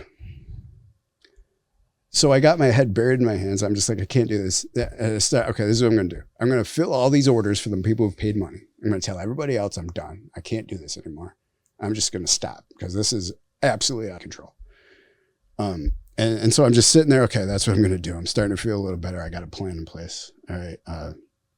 And then what hit me almost immediately is the thought of, because I used to get emails every day from my clients, every single day throughout the whole operation, of people thanking me for what I did. Thank you. You have given me the ability to be a better husband to my wife, a better father to my children. I enjoy life now. I'm confident. I can finally have sex with my wife. I have energy to play with my kids. My whole life is better because of what you do and how available and cheap and easy to obtain you make this testosterone, right? Or these products. Right. You have made my life better, and I want to thank you for that. And I got that every single day. Wow. And that drives a massive, intense dose response, right? So the first thing I thought of was I got to go tell these 1,000 guys or so that I'm not going to help them anymore. That they're going to have to go back to being poor husbands, poor fathers to their children, having a worse life because I'm a little overwhelmed and anxiety ridden right now. And I had the overwhelming feeling that I was a part of something bigger than myself, which I was. This was bigger than me. It's not about me anymore. So that right there, kicked me into gear to say that, fuck that, fuck this. I can do this. And I just, after thinking about that, I put my head down I said, fuck it, I can do this. I'm going to make this happen. And then right after that, what's funny is I started like on Facebook, when you go through Facebook, right? Where do you see all these memes of all these things to convince people to try, like you succeed when you don't be afraid of change. Don't be afraid of trying new things. Right. You only fail if you quit. Like, you know, all these memes and typical self-help type shit. Yeah. And all these things just started hitting me in the head. And then every time I'd read one on Facebook, I would relate it to this. Like you're just going to quit. Like, and that's not how success is made. Success isn't made by making excuses and quitting. You know, fuck that, make it happen. And that was my mantra. My mantra became make it happen. Was there any, I'm sure you thought of it, but was there any feasible path, no matter how hard it be, to make it legit? Yeah, so I tried at the end. That was what my supplement company started. Oh, okay. To be. And I started a real estate. I bought 4 houses that I rented out, and it was gonna start, like I was gonna build this legitimate empire, and eventually the idea was I'd stop doing the illegal one and continue with this. And I started a supplement company, which is the one that was on Shark Tank, or almost made it to Shark Tank. So there was that idea. I just got indicted before any of that could happen. Right. So at this point it was, fuck this, I can make it happen. I put my head down and I had to scale, right? So I had to start thinking about, okay, I can't do this to myself. I have to delegate responsibility. I have to, and from, you know, a lot of these things just made sense. And I had some clues from what Gene told me. Like I started asking Gene, like his, I'm sorry, I said his name, but that was the guy who I met, who I left with the source, the other guy who was kind of helping me, who had started his own empire. So I asked him, how do you handle these things? And he, like I said, he didn't give me a clear indication, but he kind of set the tone for how to do this. So I just had to scale. I had to compartmentalize every aspect of the business. So I hired shipper. I just started hiring people. I hired a shipper. I hired somebody who could just handle shipping. I hired money collectors. So I had money collectors, and eventually I hired chemists too. I don't know if we're getting into the part where I started making my own brand. But you know, I started making my own brand. So then I had chemists. I had all this compartmentalized in the different jobs. You do your job, you do this. And so I started dealing with the customers because I was best at that, but I just pulled the puppet strings to make everything happen. And then there became a point quickly where I never touched a product. Right. You just started delegating all the tasks. I just delegated all the tasks to everybody. And this like freed up, you know, my time to be able to really focus on business development and the customers. So you were like the head chemist. So you developed and started manufacturing all this stuff by yourself? Obviously you hired chemists. I am a biochemist, but I actually did not. Did you teach them how to do it? I did chemists? Later, but I wasn't the first chemist. Okay. There was a guy. So yeah, I guess we can get into that. I'm trying to think if there's anything else that's pertinent before that. I kind of want to keep the story chronological. So there's an understanding of, you know, a clear, concise understanding of how it went. And I'm trying to think if it actually is time to get to that. Yeah, I suppose it is. So the idea was, right, my idea was to compartmentalize each job, right? And this also, not only did it mean that everybody has their specific job, but in order to run a criminal empire, you have to put in safeguards so that if something gets busted, it doesn't necessarily bring down the whole operation, right? So the idea was I got to hire these people and they can't know about each other. Right. Nobody can know the names of the other people in the business, right? So I had to kind of like start, and then I started hiring people from out of state. And that was actually one of the smarter things I did was I spread an operation throughout the entire United States. I had people all over the country working. And nobody knew each other's name. And that was the idea. So as we'll see as we get in, if a part of the operation gets busted, it just stays right there and nobody can tell on each other because they don't even know each other. Right. That way the whole operation doesn't have to go down. So so I was kind of doing that. I was setting that up and setting it up so this, this could run and I could just pull the strings and have everybody do the job. My Chinese source, which is everything was going fine. As I stated before, the zeitgeist at the time was that you have to have a brand name. Oh yeah. So my source had British Dragon gear, which was one of the 5 acceptable brands in the world at the time. In fact, it was one of the more popular brands. What does gear mean? Oh, sorry. I know. Sorry, I hear it used all the time. I just don't know what it means. I forget that. I forget. Gear is just another word for steroids. It's just the gear that you use, and it's just a. Does it stand for anything? GEAR? No. Okay. It's just the term that they use for any anabolic steroid. It's what juice heads call they call it their gear. Okay. So I had British Dragon products, right? And so British Dragon was one of those products. The ironic thing is that British Dragon actually went down a few years before I started selling it. But my Chinese source just started sticking British Dragon labels on his stuff and everybody knew it. So you have this situation where nobody wants to do anything that's not a name brand. This guy just starts, and because of that, this guy just starts sticking British Dragon labels on this company that just got busted and went under. And so everyone knew it was counterfeit, but it was still real and it was still good. So everybody just accepted. This is like one of the situations. Close enough. Yeah, it's like, okay, well, but it's not the original British Dragon, but the new British Dragon stuff is okay too. So it didn't matter. Okay. So I had this, but it was my source that started this. So I had the repurposed British Dragon stuff and everybody was fine with it.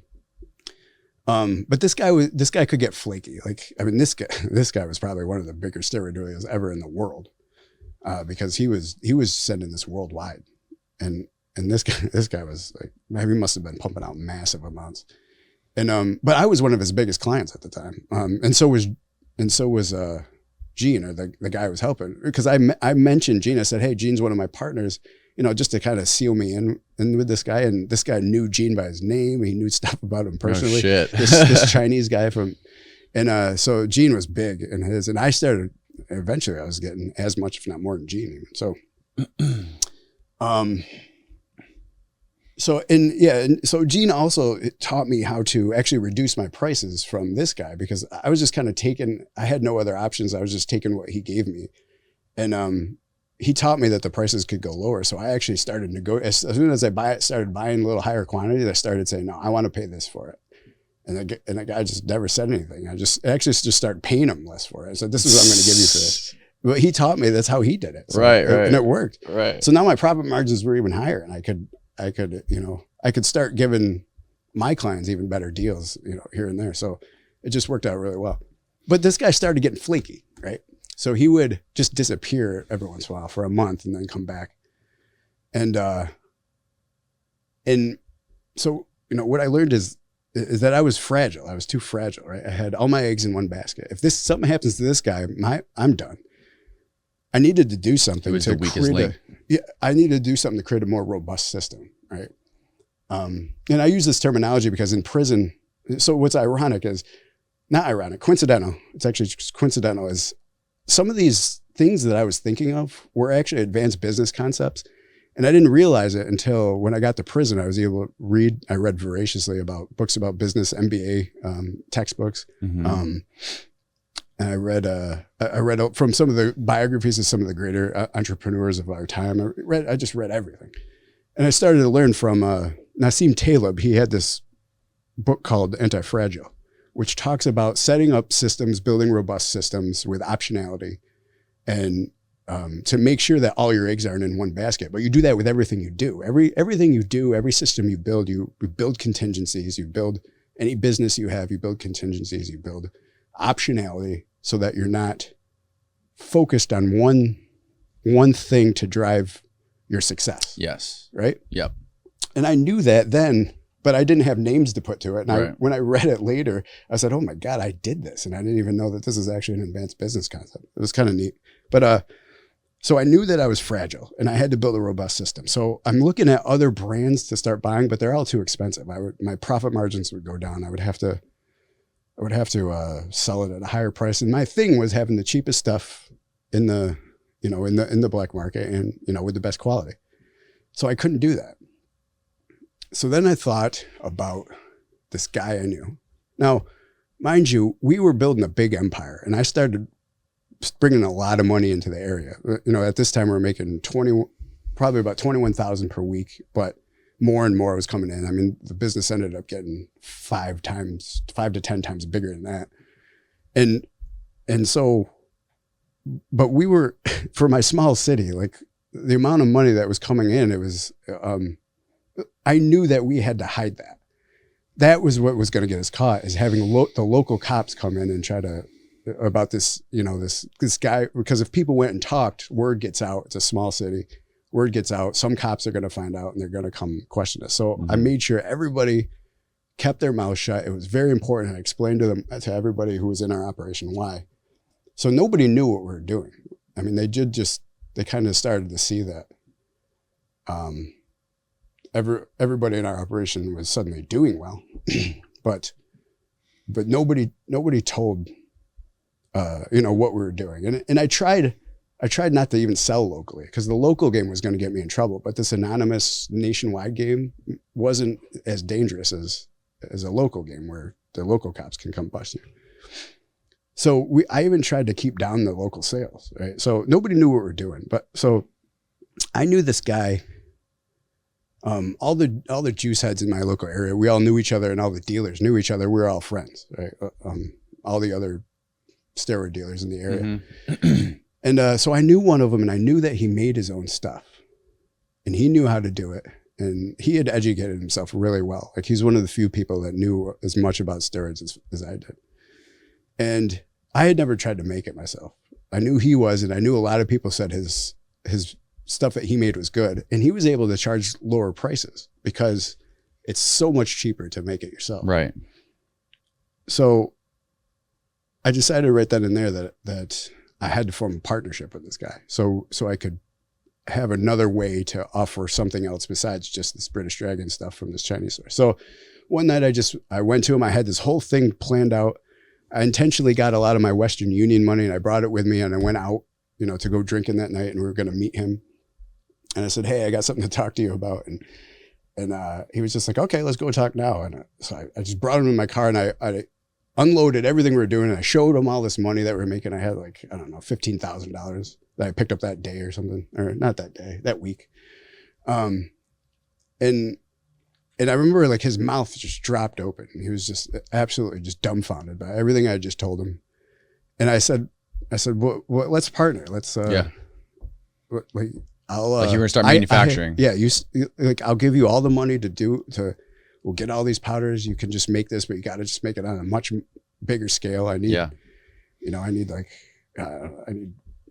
1,000 bottles a week or whatever, and just start making it. You know, what do you say? Are you in? And he's just like, he didn't say anything the whole time. His mouth was just open. He can't believe what he's just heard. But also the opportunity was in front of him, because the amount of money he was going to be able to make was pretty serious. Mm-hmm.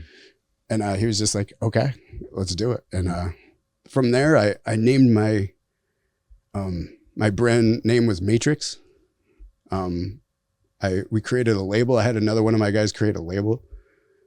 He made, he got all the powders, because he already knew where to get powders from. He had a good powder source. So he ended up getting the powders, making these vials. I slapped my Matrix label on it, and then I put it up on the list of my products, and you know, there we were going. And so you can still look up to this day, Matrix Lab Steroids, and you'll see all the reviews, a bunch of really quality reviews. We intentionally made it strong so that the quality would be good. Mm-hmm. And little did I know that would just drive a ton more business in. Just the quality, the strength of of our products. So it started getting legitimized. People started trusting it. People started using it. And then eventually, was that all that you were selling, was the Matrix stuff? Yeah. So this is the interesting part. So again, the zeitgeist at the time was, we don't trust anything that's not name brand, right? Nobody wanted to do that. So I thought that when I entered my Matrix brand, so at this time, now the whole black market is run by UGL, right? Underground Lab. UGL stands for Underground Lab, which is just people making their own stuff and selling it. Now there is no name brand anymore. It's all Underground Lab stuff. Mm-hmm. But at this time, it was the opposite. the UGL or underground labs just started, Mm-hmm. and there was only a couple in existence. And I was I wasn't the first. I was in the beginning of the whole UGL movement. That's also what helped spark this empire. So, I thought it was going to take a long time for people to warm up to this new stuff. Now, this new stuff I was making my profit margin. I bought 25 milliliter vials for $50 and sold them for 125. My profit margin was about 250%, right? Yeah, 250%, right? So when the stuff I made, I could make for significantly cheaper. And then I just charged 100. I made 20 milliliter vials for $100. So my profit margin came up. It was a 400% profit margin. Wow. So not only was it cheaper to make, but my profit margin, shot up. Mm-hmm. And so, I mean, the economics just worked out wonderfully. So again, I thought that it would take a while to warm up to this new brand that nobody knew this brand, right? But it turns out that I was the brand, that I had set enough of a trust in people that they trusted me. They trusted everything that I did and anything I put up there that they would go ahead and accept. Anabolic steroid users are some of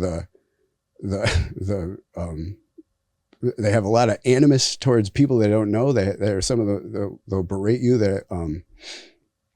They're some of the hardest trusting people on the planet. But once they do, they're also some of the most loyal. Mm. So once I got these guys' loyalty, once I had all these patriots, that was my client base. They would trust anything I put up there. And I'm telling you, if it wasn't almost instant, everybody just switched right from the BD stuff to this matrix stuff. And then the matrix stuff, people started posting about it and saying, this stuff is absolutely fire, because we made it strong on purpose, right? Right.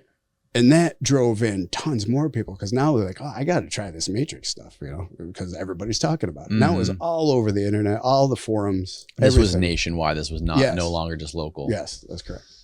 And in fact, you tried to keep it from being low. You didn't want it to be local at all. That's correct. But these people knew your name online. My business name. Your business, not you personally. Nobody knew. So they knew Matrix. Matrix, and the name of our business was BD Supplements. BD Supplements. I named it that because it was British Dragon Supplements. That's what I was originally selling. Oh, okay. So my business name was BD Supplements. That's what you saw on Roid. They didn't know your face though. No, nobody knew my name or my face.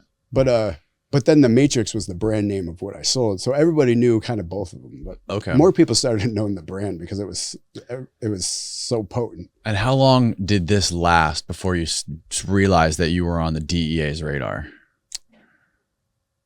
I didn't totally know I was on the DEA's radar. And you never knew? Until they kicked in the doors. It makes sense now. Yeah, it makes sense now, but I didn't think I was. Now I can, after I got indicted and saw the information I have, I can piece it all the way back. And it's pretty evident. I mean, it's obvious. In hindsight, you can see it. Yeah, it's obvious what happened now. But, at the time I didn't know. Did you sell to an informant or something, or? Yeah, but I did, because that was what was in the paperwork, but it doesn't matter. It was all anonymous. So all they can say is, I ordered from this site and I got steroids that tested legitimately, but they can't put a name or a face or anything to that. So that almost didn't matter. It was, there was a lot of elements that ended up getting us caught, which I could go into. I could go into at the time when it's time in the story when it's more relevant, if you want. Yeah. Where are we in the story now? You started producing your own stuff. You're selling your profit margins up to 400%. Yeah. And you're raking in tons of money. Yeah. Yeah. So, and what sort of problems are you encountering because of all this fucking money? Yeah, that's right. So the first problem that became, there's a whole bunch of just expansion problems, scale problems. Yeah. Right? So, and one of them was that we were making too much money. It's a stupid fucking problem to have, but it was a problem. So I couldn't collect all this. So I had to start finding other anonymous ways to collect money. And I started using those. You ever heard of those green dot cards where you can, essentially like you have this reloadable credit card and they sell these little reload packs with a number on it, right? And if you get that number, somebody pays the cashier, you know, the whatever that costs, $200, $300, $500, and then you send that number, I can load that onto this card, and it's completely anonymous, and I have this card. It's like a reloadable credit card with a code that you can buy. Okay. Right? And so if somebody from across the country can just buy one of these in their local CVS or whatever, and then send me that code, and I can load that money onto my card. Okay. But that you can only load so much money onto these cards, right? So I had to get freaking 30 of them. And I started paying people, get me one of these cards and give it to me, and I'll give you $100 or something. And then I had like 30 of these, and I had an army of people collecting money in Western Union and this way. And it was still just getting bogged down because like only 20,000 per person for Western Union. These things can only hold so much money. Just too much money was coming in. Like, you know, at this point, we're probably doing like a 1.2 million a year. And it just kept getting bigger from that. And I couldn't collect all this money. So, I remember like, I used to, whenever I had to think through a problem, I would go to the gym. The gym releases its own endorphins, and you use a lot of sometimes your brain gets foggy when you have that brain fog. A lot of it is you're thinking so much that there's too many neurotransmitters that are kind of clogging up signals, and that's kind of what brain fog is. So when you work out, your brain actually, you're using these neurotransmitters, and it actually clears your brain out, and you produce a different type of endorphin. So it really helps people think, and I would always go to the gym and I could figure out a problem. So, you know, whenever that happens, like when I had a problem, I would think through it so much that that would start happening, and I can't think straight. So you go to the gym, and then at the gym, like all the motor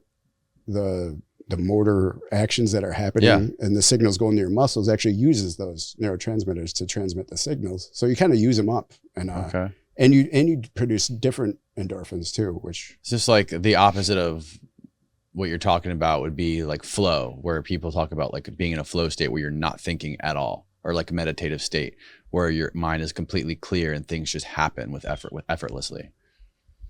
Yeah, I guess it would be like it's a way to create that. I mean, exercise is a way to create something like that. I guess it's kind of like my meditation, or like, you know, a lot of people can use it for their form of meditation to clear their brain. Yeah. Right. But but when you say I cleared my brain, like scientifically, that's what's happening. You're releasing the influx of neurotransmitters in your brain to allow better synaptic firings. Right? Yeah. Makes sense.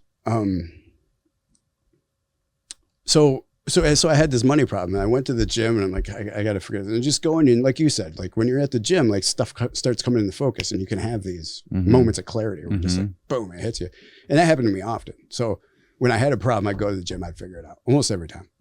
And so that's what happened with this. So I started thinking about the whole money flow. It all comes to me, and then I dole it all out to wherever it needs to go, right? Because like a lot of it has to go from my clients to, I have to pay the source, I have to pay my employees, you know, but it all comes to me and then it goes out. So why would I do it that way when I could just have the money go right from where it's coming from to where it needed to go?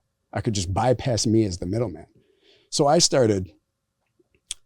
went to my Chinese source at the time, and my powder sources were also from China at the time. And I said, can I send you, because they had all these Western Union names. They collected through Western Union. And I noticed every time I did it, I would send like $5,000 at a time, because that's as much as you're allowed to send Western Union. So I would just send these $5,000. But I noticed the names would always change, and they had no shortage of names.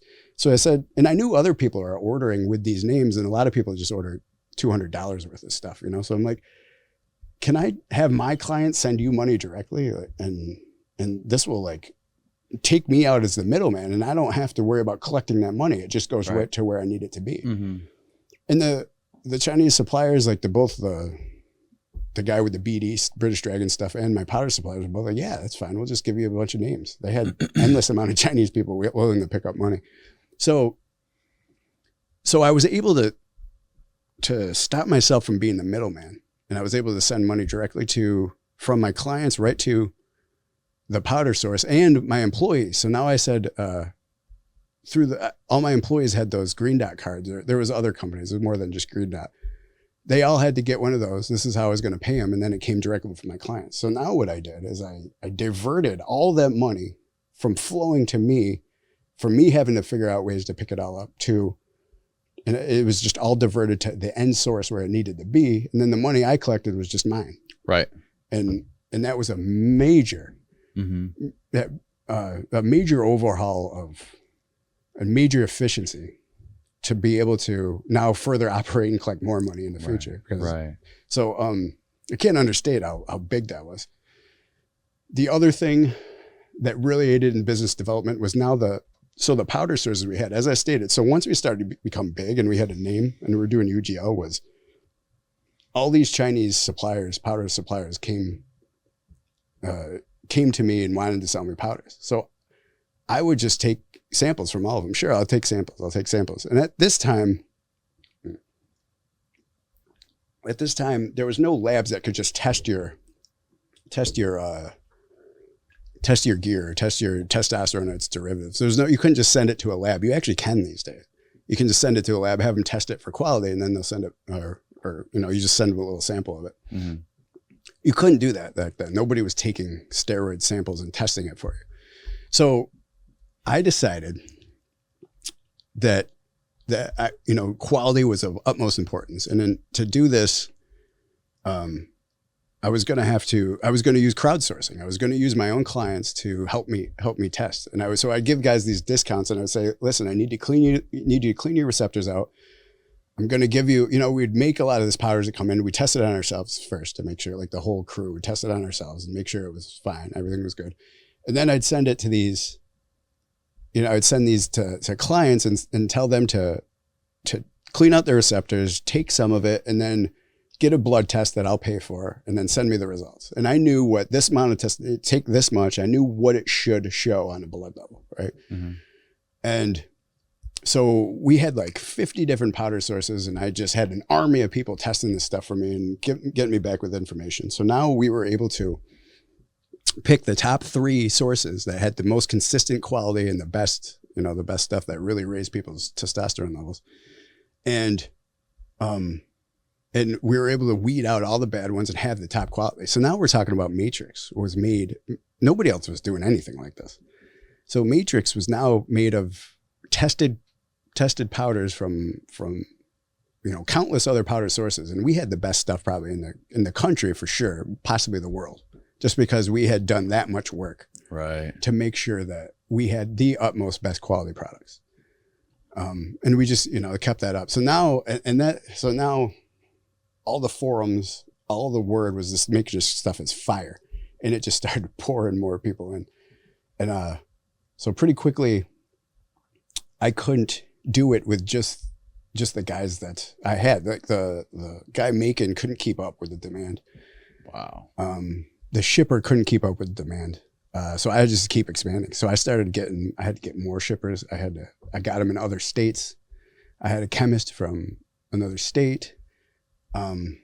These guys were making together and still couldn't keep up with demand. So I got more chemists, more shippers so throughout the entire country, at one time we had 5 shippers, 5 chemists, all making thousands of vials a week. And, there was rarely a time when I could keep up with all the business. It just got absolutely insane. So you were completely overwhelmed by this massive empire. But I kept expanding enough to where, although it was overwhelming, like I worked 12 hours a day, and my job was just dealing with the clients. And then I'd send so how my business worked is a client would come in, ask, oh, hey, I want this. Okay, boom, boom, boom. Here's a payment. Pay me this way. And I would tell him how to pay. He would come back with the money one way, whether it was a Western Union I would ask them what way they wanted to pay. And then I would direct it to where it needed to go, the payment. And then I would put that order into like an email that I had every day. I would just list all these things into a different email. And then I would send it to the shipper every night. The shipper had till the close of the post office the next day to get this out. And they would just sit there and pack the orders. And then Wow. And print off the shipping label. UPS, they had shipping stuff all in their houses.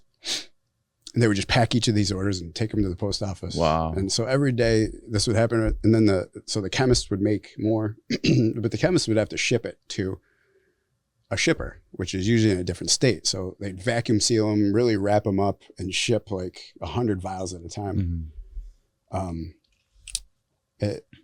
So that's how it would work. The products would go to the shippers would ship all the orders that I sent out, and I would deal with the clients all day and disperse the money wherever it needed to go. So now the only money that's coming to you is the profit, right? Yes, because you're profit. not having to pay everybody. That's right. So you're making so much money. Are you laundering this money any sort of way? How are you legitimizing all this money? What are you doing with are you keeping it cash? What are you doing with it? Yeah. So I didn't really do anything to legitimize it. I didn't launder it. I got a laundering charge, but I shouldn't have gotten a laundering charge because it wasn't laundering money, what they said. But so all the money was on, I had like 30 of these credit cards, right? And you can spend money on a credit card, on a reloadable credit card, and it doesn't, like anything, under certain amounts, under like this $10,000, this magical $10,000, like doesn't raise any red flag to the IRS, right? So you just have an unlimited amount of these like $10,000 prepaid credit cards. Yeah, I have like 30 of them, and they're full all the time, and plus like. And you just use those to do everything. Everything. Get gas, go to dinner, restaurants, pay your. What about like your living expenses? You bought houses with this shit. I bought houses with cash, so I still had a lot of cash too. So I was still picking up cash from Western Unions, but it wasn't that much. And what I also had is, so I had guys with these cards, right? I had an army of people who had their own, and I used to pay them 6%. Just I'd fill up their cards, tell me every week, bring me back, a couple $1,000s, and then I'd pay them 6% like that. That's what they did. So and I had a bunch of people doing this. So I was still getting cash. Like they got, so what would happen is they'd get it in their name. Right? Okay. So they order one of these credit cards in their name because it has to have a name to somebody. Okay, I understand. And then I would load their credit card slowly. Right. And I'd say, bring me back this cash. When I first got a new person, I'd only put $1,000 on it and say, bring me back this cash. I'll give you 6%. But then it started, if they had 5 or 6 cards, it only takes them a couple minutes at the ATM to pull out. You can only pull out like 300 at a time, twice a week, or they shut the cards down. We had to learn this the hard way. Holy shit. It got very complicated, but we learned exactly how to do it so they wouldn't shut the cards down because it looks fraudulent if you're just pulling out cash, and we had a whole system. Right. It was actually very difficult, but it took us a long time and a lot of lost money to figure it out. But so I had these guys, and they were bringing me $2, $3, $4, $5 a week. They get 6% of it, and it really only took them maybe an hour of their time total. Right. And they're making good money. I don't know. Wow. $400 or $500 a week for an hour's worth of work. That's fucking insane, man. And how is your life changing? Like, how is your lifestyle changing? Obviously this is 100% of your life every day. This is what your main thing that you're focusing on. Like, are you being extra careful not to like look like you have a lot of money? Or are you just like saying, fuck it, I'm going to buy this Lamborghini and this mansion? And so at first that was the idea. And when I lived in the small city that I grew up in, it was important to do that because it would draw attention. Everybody knew me, and they knew that I was not wealthy if I suddenly exhibited, all this opulence. Then it would look, and it would attract attention, and that's not what I wanted. But so I ended up, I was okay about that, and I didn't. One of the things I did wrong is I started going on vacations every like 6 weeks, and I would post about it on Facebook, and that was one of my mistakes because people could see that, and then and so I got robbed a few times because people would know when I was on vacation because I just posted about it, and then they come to my house and probably lost $100,000 and people robbed me. Jesus. Yeah. So eventually, what happened? You get on the Fed's radar, right? Eventually, you get busted. Yeah. So. And how did you get? What was that like? Like, was it just like a out of nowhere they raided your house or what? Yeah. I'll definitely go into that. I think there's build up to explain how it got there. Okay. So let me start there. To go about the money thing, when I moved to New York for a girl, actually. And when I moved to New York, I wasn't drawing attention by having money, because there's a lot of people with money. So it wasn't as big of a deal there. So I could start, doing things. I bought a brand new Jaguar F-Type. I didn't buy it. I leased it, but I paid for it in cash. Or I had to put a huge sum downtown. So this is the strange part. Like, I didn't have anything on the books. I had quit my ER job. Right. I didn't have any money on the books, and so I just went and I found this guy who did leases, and I'm like, hey, look, I want to lease one of these cars. I don't have any proof of my income, but I have a lot of income. And he figured it out for me. And I was able to get a brand new top of the line Jaguar. It was freaking awesome. Jaguar F-Type. And then the same way, like in a very strange events, like I didn't have any income from my apartment either. So I had this, I moved into this this really nice place that nowadays would probably go for like $6,000 a month. And then I upgraded, and I eventually had this penthouse overlooking Manhattan on the Hudson River. And at the time I paid $9,000 a month for it. But it would go for a lot more now. The real estate market was different back then. So you were renting places. Yeah. Yeah. But I was able to get around to it. They had these clauses that allowed, I didn't have to prove income. It's kind of strange, but it worked out. Right. I'm sure you wouldn't have to prove income if you paid like X amount of dollars up front. Yeah. Like, I'll pay up front for this whole fucking place, or half, 50% up front, Essentially, yeah. It's amazing what you can do when you have a lot of cash. So that's one of the lessons I learned too. So there's a whole thing, like, especially in my book, I go over what money does, what it does to people. Yeah. Not what it does to people. I don't even want to say it in a negative sense, because I think like having money that is seen as a negative thing, and it can change people negatively. And I don't, that's not necessarily true. It certainly can. Like, so people say that money changes you. And it does. Money is a representation of our value to society, right? What is it? It's just this paper, or it's numbers in a bank account, right? It's arbitrary. This is just man-created. It's not real. So, but what it does represent is our value to society, right? Because when we create value, for people. If we create value for a myriad of people in a very meaningful way, we are valuable to society, and that is translated into wealth or monetary, right? So the money is seen as, when people see that you have money, it's a representation of your value to society, and then it's respected. Mm-hmm. You have respect for somebody who can help a lot of people, right? And the more money you have, money is also like a panacea, right? It's an easy way to help everything. It's a panacea is something that can I don't know, almost like something that can take care of any problems, right? And that's kind of what money is. You can throw money at anything, almost anything, and take care of problems. And it's an easy way to help other people, right? Right. So when people see that you have money, it's a representation of your value to society, and you can easily help people. It's very easy. You need your rent paid. Oh, you want to go out to a nice dinner, blah, blah, blah. You want this.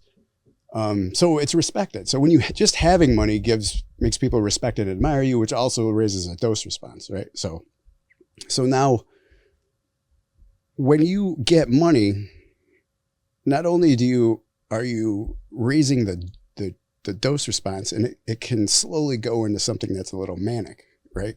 Just because everybody's respecting you, everybody's showing you admiration, appreciation, So if you're not cognizant of that, it can get a little out of control, and I'm no exception. But I was able to rein it in pretty quickly. But there was a period when I got a little manic over the amount of money that I had. How did you realize or become self-aware that you were becoming like that? Interestingly enough, I want to say it was probably at a blow up I had at a friend's house. This friend I hadn't seen in a long time, and I went to his place, and And I just got back from a vacation, and all I wanted to talk about was me and the money I had and the amount I could spend on everything. And I bought everybody's dinner, and I thought that everybody should kind of kiss my ass for that. Yeah. And so some of these people started having a problem with it. And I was drunk at the time too, which actually raises the mania. So, yeah. So it's drugs and alcohol and mania don't mix well. And so like I flipped out, and this is a guy that I knew my whole life, and he's a good friend of mine. And I kind of ruined that friendship. And I think that's when I say, I screwed that up. That was me. I can't be like that. And I was able to rein it in after that and understand that the only reason I have this money is because of the value I create to people, the value I create to society. And I have to be humble. And you have to understand that my good feelings and the dose response that I get is because of everybody around me and because of my ability to help people. So I just have to focus on that. And it's not about making people recognize how awesome you are. And that happens to a lot of sports figures. Like you see a lot of mania happen, like with these young athletes who suddenly become millionaires. You see them just talking, about how awesome they are, how this and that. And you can see the manic levels just in a lot of young sports stars. And they have public relations people too. So these really wealthy guys like LeBron James, like, a lot of they're when they're on camera, they say the right thing all the time. They're very, Kobe Bryant was also excellent on camera, and they have public relations people telling them about all this stuff and how to act and how you need to be. But before you get that education and understanding, there's definitely something. So that's what people mean when money changes people. However, money can also fuck you up too. One of the things, interesting things to me about, I just talked about this yesterday, is there's a certain path or a certain way humans are supposed to develop. There's a certain amount of experiences growing up through childhood into becoming an adult that you need to go through to become a well-rounded human being, to understand pitfalls, to understand success, to understand failure, and to understand your relationships and everything. Like the brain, I think the brain doesn't stop developing until you're in your mid-30s or something like that, they say now. Yeah. But there's something that happens when you give someone who's in their teens or in their early 20s an ungodly amount of money, that throws everything off. It does. It throws everything off. Yep. Your relationships to your friends, your parents, everybody in your life. Yep. Everyone starts treating you differently, and that dramatically fucks up and changes your development from a child to an adult. Yeah. Yeah. So and a lot of the kids, like NBA players and NFL players are the most obvious example of this. They get ungodly amounts of money and attention at a super young age. Yeah. They don't know certain things about the world, about life necessarily. It's not their fault they made this money, but I mean, you have to understand human development and human nature. Yeah. And when you give it to somebody who's not developed yet, it's going to severely fuck them up. Yes. It's very perspicacious. Yes. It's all correct. And a lot of these cliches about money changes people, money can't buy happiness, which is just totally not true.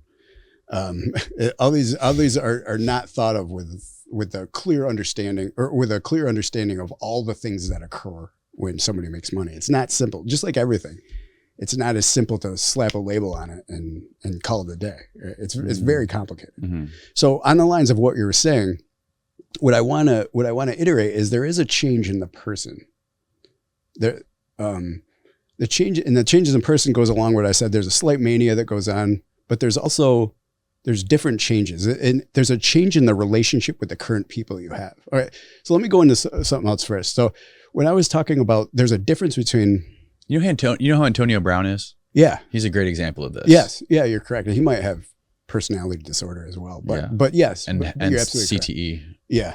Yeah. But yes. And you're absolutely correct. Like, look at that guy. Sorry to interrupt you, but look at the guy. Like, he's a fucking perfect specimen of a human being. Right. Super athlete. And he can't. Incredibly fucking gifted and talented. He keep his ego in check. Right. And he has tons of fucking money. Yeah. And that's a recipe for disaster. You're absolutely correct. Yeah. Yeah. And that's why I think like people like LeBron James or Kobe Bryant was excellent at handling that too. Like they're phenomenal at handling that kind of fame. Right. they're just, when they're on camera, it's flawless, almost flawless what they, how they present themselves. Yeah. And I mean, they've been doing it since early teens. But it also is coached into them. Like a lot of people don't understand. These people have massive PR firms. They have firms for it, like entire groups of people working around the clock to make sure that they don't look stupid on camera and teaching them how to act. Right. And that's what's not understood. So when you have like a drug dealer who, doesn't have, like, things can get out of control. Like, you just don't realize what's going on. That's why I like Michael Jordan so much, is because he had all those flaws that he didn't try to hide, like the gambling and all that crazy shit that he was into. And that's what makes him so much more fascinating to me than like agree. LeBron. He's like no stains on anything. You know what I mean? Too perfect. But he's been, like you said, he's been being groomed for that since he was in high school. Right. Since he was in freshman in high school, probably. Because everybody knew what he was going to be. Right. So he's been being groomed like that. Right. That's true. That's very true. Michael Jordan didn't even make his freshman. Yeah, that's what it was. Right. Yeah. Yeah, you're right. Michael Jordan is fascinating. I love that. The Last Dance. On ESPN. The Last Dance was fascinating. Fucking wasn't it amazing, dude? So, I need to watch that again. I want to watch, like, when he breaks down, because he's talking about like people being upset with him or having have a problem with the way that he demanded perfection, or about the way he's like, no, this is how you make it to the end. This is how you get there. And you do this or you get the fuck out. Right. And when people were taking exception to that, some of his teammates, like on that, remember that scene when he broke down, he actually started crying, and he was just like, maybe you shouldn't be on this journey with me. Like, this is what it takes to get there. I know, I've been there, and this is how you have to do it. And if you don't want to, and if you don't like that, then maybe you shouldn't take this journey with me. But that's where I'm going. And it was just so poignant and so cathartic. Like, it was when he's being interviewed and he's kind of reflecting on everything and reflecting on how much of a fucking asshole he was to people. Yeah, but he had to be. Right. That's who he was. If he wasn't, then they wouldn't have got there. If he didn't demand the best. So let me use that. If he didn't demand the best from everybody around him, then he wouldn't have made it to the finals. He wouldn't have been as successful as he was. But he showed people how to get there. This is how you do it. And people around him didn't like that, right? So there's an element of that in what happens to somebody who starts making money as well. So when they say that people change who make money, what I want to really clearly iterate is that the people around you change as well with the changing social dynamic. So so now there's a new dynamic. You're the guy who has the money. You have this money, which is a kind of a panacea, and you can help. It's easy for you to help somebody. You become more respected. Your relationship with everybody around you changes. You have a lot more responsibility. Especially people who made the money, who created the value to make the money themselves. You have a lot more responsibility. I have a team of people that I have to pay that, are looking to me for support. I have tons of responsibilities. I have thousands and thousands of clients that I have to make sure I take care of. And it's not that, so your friendships change. I have a lot of responsibility now. I have to take care of people. It's bigger than just me. I have a huge empire to run. You have a lot of money. People are respecting and admiring you. So you raise up here, and your friends are still, all the people that are around you are still down here. And people have problems with that. They were your friend because you had something in common. You both had similar circumstances, and you could help each other through those circumstances. All relationships form because there's some sort of give and take. Right. And when you come up here, people get jealous. People they don't like the new dynamic, because that's not why they were friends with you in the first place. That's not, you're not creating the same value you did when you were both just like poor people. Right. Who made each other laugh. And then you see new people come in and you start getting suspicious of their motives. And that's exactly correct. You're exactly. So, or they wreck the relationship because they're not happy with it anymore. When you see somebody else rise, there's an inherent jealousy about that. And jealousy runs rampant. So I want to iterate that the people around you change, the entire social dynamic changes. The people around you change as well.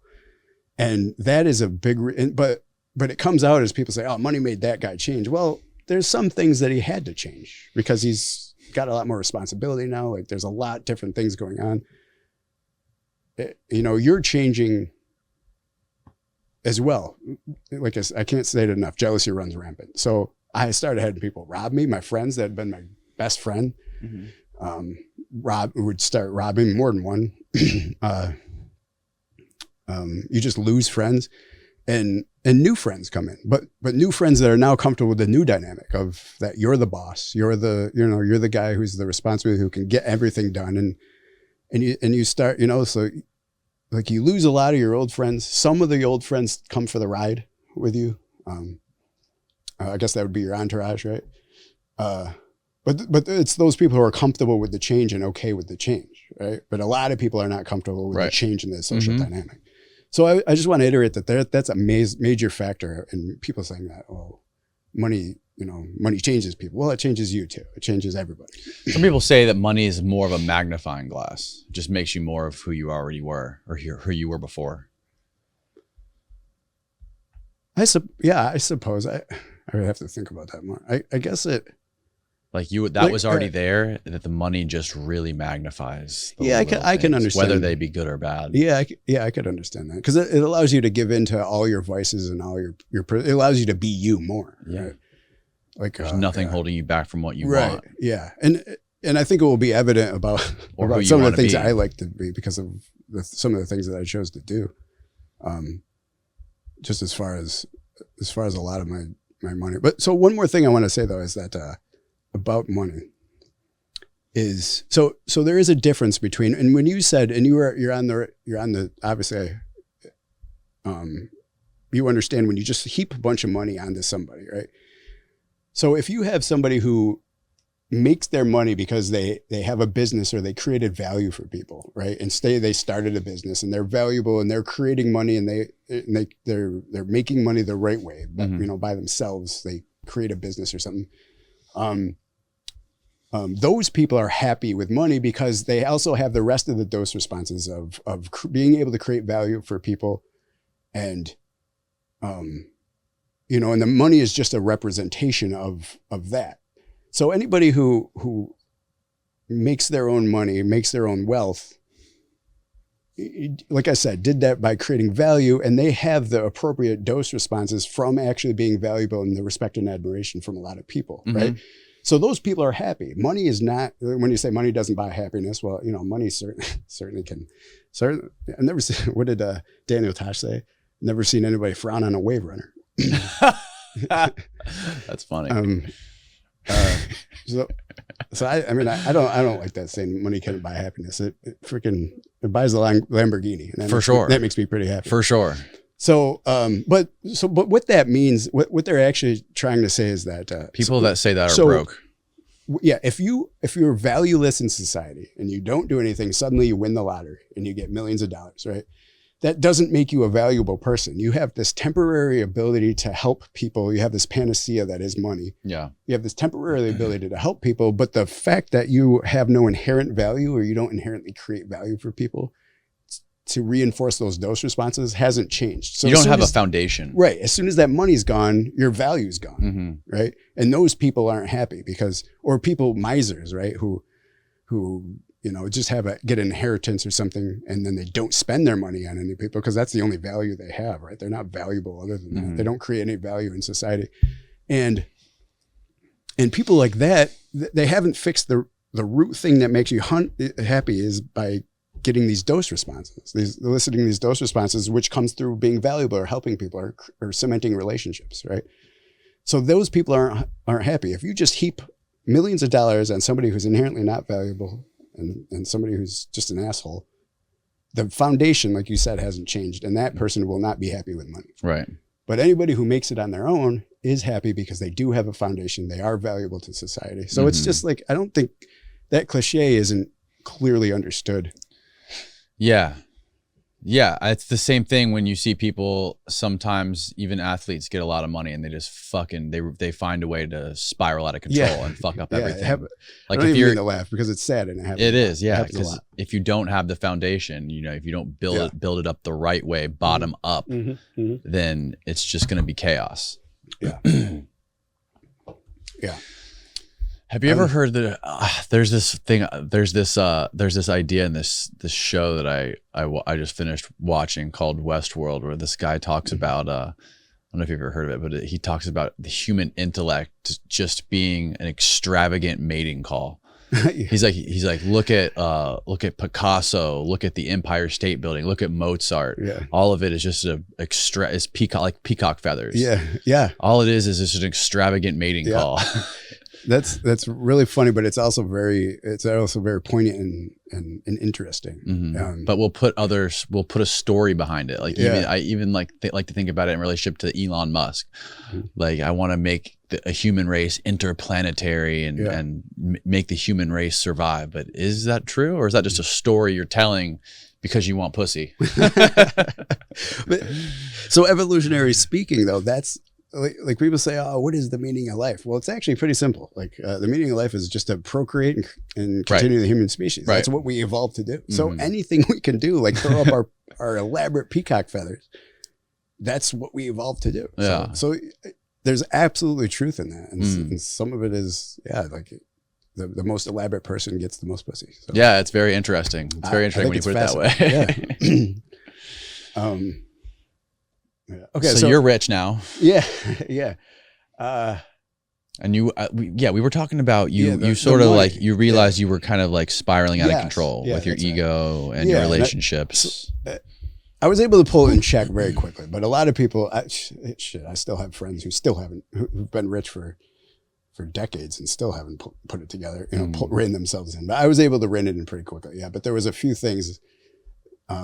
That led to, that kind of got out of control, and I realized it pretty quickly and was able to rein it in. But there is a dynamic. There's certainly a dynamic shift, and it's not as simple as, as money changes people or money can't buy happiness. It's not that simple. There's a lot that goes on. Let's get to the part where the downfall of your empire. Okay. Let's transition to there. Okay. I have to tell about the middle. I moved to New York. I'm in New York. I get into my apartment in New York for the first day. I sleep there one night. I wake up in the morning and I get this phone call. It's one of my shippers. They said the post office just called her. She has a shipment coming in from Georgia that's full of steroids. It wasn't, in my mind, it wasn't too much. It was like probably 300 vials, probably $30,000 worth. In my mind, it was just a small order that was coming to her. And so she calls us, says that the post office called, the shipment, some vials broke in the shipment, it was leaking. They have to open it and make sure it's not hazardous. Mm-hmm. Oh, shit.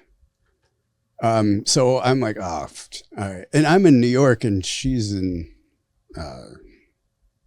upstate New York. So it's not feasible for me to get there to help. So I call some people, go help them. And this is one of the mistakes I made, which I changed after this, is to have a shipper ship directly to a shipping house where there's a lot of illicit product was a bad idea, because if something happens like that, then the DEA can just go to the house where it was being shipped, like they did. Mm-hmm. And they can find everything. So after this, I developed, I need clean receiving houses. So now the shipper ships to a clean receiving house, and then the shipment is delivered to the shipper. But this would eliminate so now if something happens to the package, that the post office finds it and sends the DEA to the house, it will just go to a clean house. There's nothing they can do. Nobody possessed anything, right? Because the post office still has it, and it's just, nothing can be done. So that's what I started doing, but this is how I learned that this was a mistake. So it was sent right to a shipper who had a bunch of other, product at the house. The DEA went there. I sent somebody to go help clean it out, and they got it almost all out when the DEA showed up. So they had just a few things, and it wasn't even that big of a deal. So they arrested him. They got the most minor felony that you can get. Neither of them had a previous record. So it would have been what's called a conditional discharge. Nobody was going to do any jail time. In 6 months of clean behavior, it would have been thrown out. That's it. But you know how they get the interrogation. They scared the crap out of this shipper, and the shipper just blew everything in. And this shipper used to be was a female.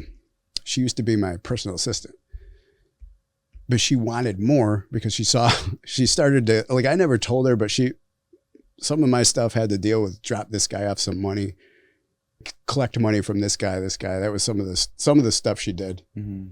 And she just started to pick up too much information over the time. And then when she said, well, listen, I want to do this because it makes more money, let me do something in the business. I was reticent, but finally I was like, okay, all right, I'll give you a chance.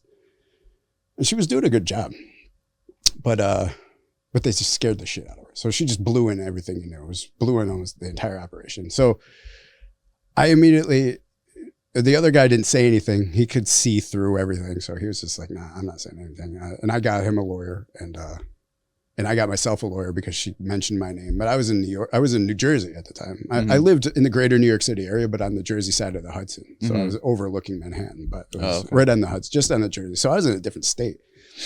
And so they had no jurisdiction over me. But I still got a lawyer, and my lawyer talked to them and everything. And I was going to come in and talk to them if I had to. And at this point, I thought the whole jig was up, right? I mean, it's damn it, it's all done. The DEA, like, they knew everything. Again, they arrested those two. It was only because they could only charge them with the low level felony, and then that was it. So, like, a month went by, another month went by. I still have his lawyer. We're asking him what's going on with this case, and they're saying, well, it's done. Like, they just charged you two with the felonies, and they don't have any jurisdiction to go get Ryan in Jersey, and there's just nothing else that they can do because the package came from a guy in Georgia. They don't have any jurisdiction to go down there and do anything. That's it. It's just, you guys got your two low level felonies, and that's it. So pretty soon all the guys were like, okay, let's just stay out of New York and keep going. That's it. That's done, right? Okay. Well, I started, yeah, all right. Everybody wants to get going again. Not one person didn't want to. So let's get going again. So we just stayed out of New York, and I got shippers in Georgia, and I had one from Tampa. I forgot. I had a shipper and a chemist from Tampa. I forgot about that. I had one from Tampa. I had one from, I don't know, all over the place. Mm-hmm. So we got going again. And then, it just kept getting bigger and better. And this was it. That was it. It was done. Just kept getting bigger and better. Well, so it's going to turn out that there was this thing being developed, or this branch being developed called Operation Cyberjuice, that was picking up exactly this type of thing. What a great fucking name. Yeah, that was picking up this exact type of case. So they didn't pick it up for a long time, and it was almost dead in the wind. And the lawyer was like, and I find out later that it almost died, but that one post office guy, he's just a federal post office security guy, but he has federal jurisdiction, was able to call, he was there when I was busted too. He was the first guy. He wanted me so bad. I don't know why. It was his thing. Yeah. For some reason, he found that, and God damn it, he was going to get to the bottom of this. And he sparked the entire thing. So he got the feds to eventually pick it up, but it took a long time. And we didn't think it was going to happen. The information we were getting from, the lawyer talking right to the guys was that this is it, it's done. So they picked it up, and it still took them 2 more years to get us. Wow. But we went stronger. We picked back up and just went stronger. Can you walk me through the day that they raided you? Yeah.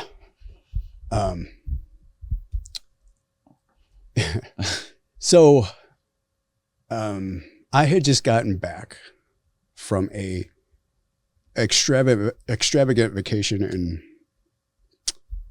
Vegas. Mm-hmm. I took a bunch of friends there. I had been doing that. Like a lot of these vacations were pretty epic. I would go and just get I would go to Miami or Vegas were my 2 favorite places to go.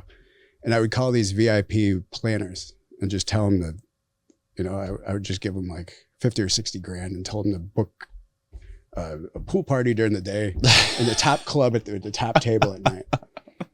And like people would be like, oh, you dropped 60 grand at Vegas. How much did you lose? You go gambling? I didn't gamble at all. It was all on booze. It was You didn't gamble at all? I didn't gamble at all. Wow. It was all, I mean, I did gamble sometimes, but I didn't lose a lot of money there. I don't spend a lot of money gambling. I just have fun a little bit. Yeah. And some of the times I wouldn't gamble at all. It was all on these freaking elaborate VIP tables, and I get the best table every time. Some of the tables were $20,000 for one table at one night for a good DJ. You spend a lot. It's fun. Yeah, I bet it's a lot of fun, and I brought a whole bunch of people with me. So yeah, it's like, we bring a little entourage of people, and it's fun. We had a blast. We did that a lot. Anyways, so I get I can sense the Dan Bilzerian themes. Yeah. Of what you probably did. Yeah. Yeah. Yeah. That's fun. Yeah. I think everyone should be able to experience that for at least one weekend of their lives. Yeah, I agree. And part of it why I wanted to go so extravagant was because I wanted to show other people something that they may never be able to experience. Blow their fucking minds. And that was part of it. So I took this I took an entire bachelor party to Vegas one time. And that was probably the most expensive one I did. That was probably like pushing 60 or 70 grand.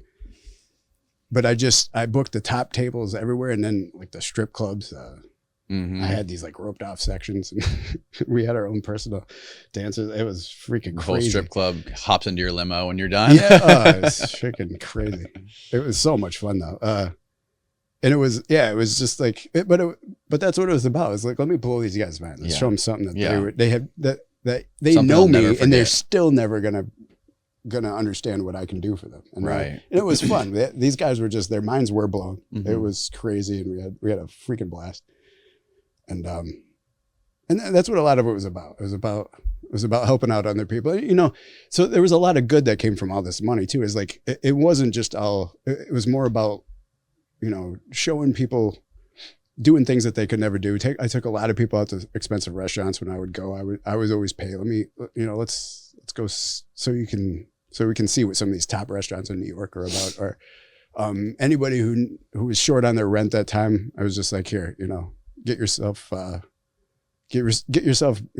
up and going. I was just, I gave a lot of people money, and it was good. I felt, it feels good, and yeah, and I'm big on helping people. So a lot of that happened too. I remember, like I went to Santa Cruz this one time. We met this homeless guy. And I don't know, he just had problems. So I just bought him a whole bunch of stuff. Like, probably spent $1,000 on him and his dog, because he had a dog. And that was a whole different story. But yeah, just helping people wherever we went. I mean, it was kind of important. But so let me tell you, I want to get into one more thing before we get to the downfall. But this was a part of it too. But this was a big event. This was a big crisis in the middle. So right in the middle of everything, I went to Cancun. I was 32, I think, at the time. And I wanted to go to spring break. I'd never been able to go to spring break. I couldn't afford it. So now that I could finally afford it, I wanted to do spring break real. So we went to Cancun. We intentionally booked this place with all these college kids. We're one of the bigger spring break college kid themes. And we just went there, and it was crazy. Like, went out every night, met a bunch of people, like, partying with freaking college kids again. And it was fun. We had a great time. But so one of the things we did while we were there is we're all drunk, and we booked flight. We said, why end this vacation? Because it was an 8-day trip to Cancun. Why end this vacation then? Let's stop over in South Beach on the way back home. And so we were drunk, and we rerouted our tickets and got, and bought new tickets essentially just for Miami, and then we'd go home, and we all forgot about it because we were so drunk. So we woke up in the morning all hungover. We all had alerts on our phones, like, what the hell? Who booked tickets to Miami? And so like we had this bacchanal in Cancun, and then all of a sudden now we got to go do a whole nother 8 days in South Beach just because we got drunk and booked it. And we're like, all right, let's just go. Let's Fuck just do this. So we go to Miami now. So now now I have to tell another little story. So in my expansion, I had to hire a bunch of people. Again, I couldn't take resumes. I had to hire the people that were,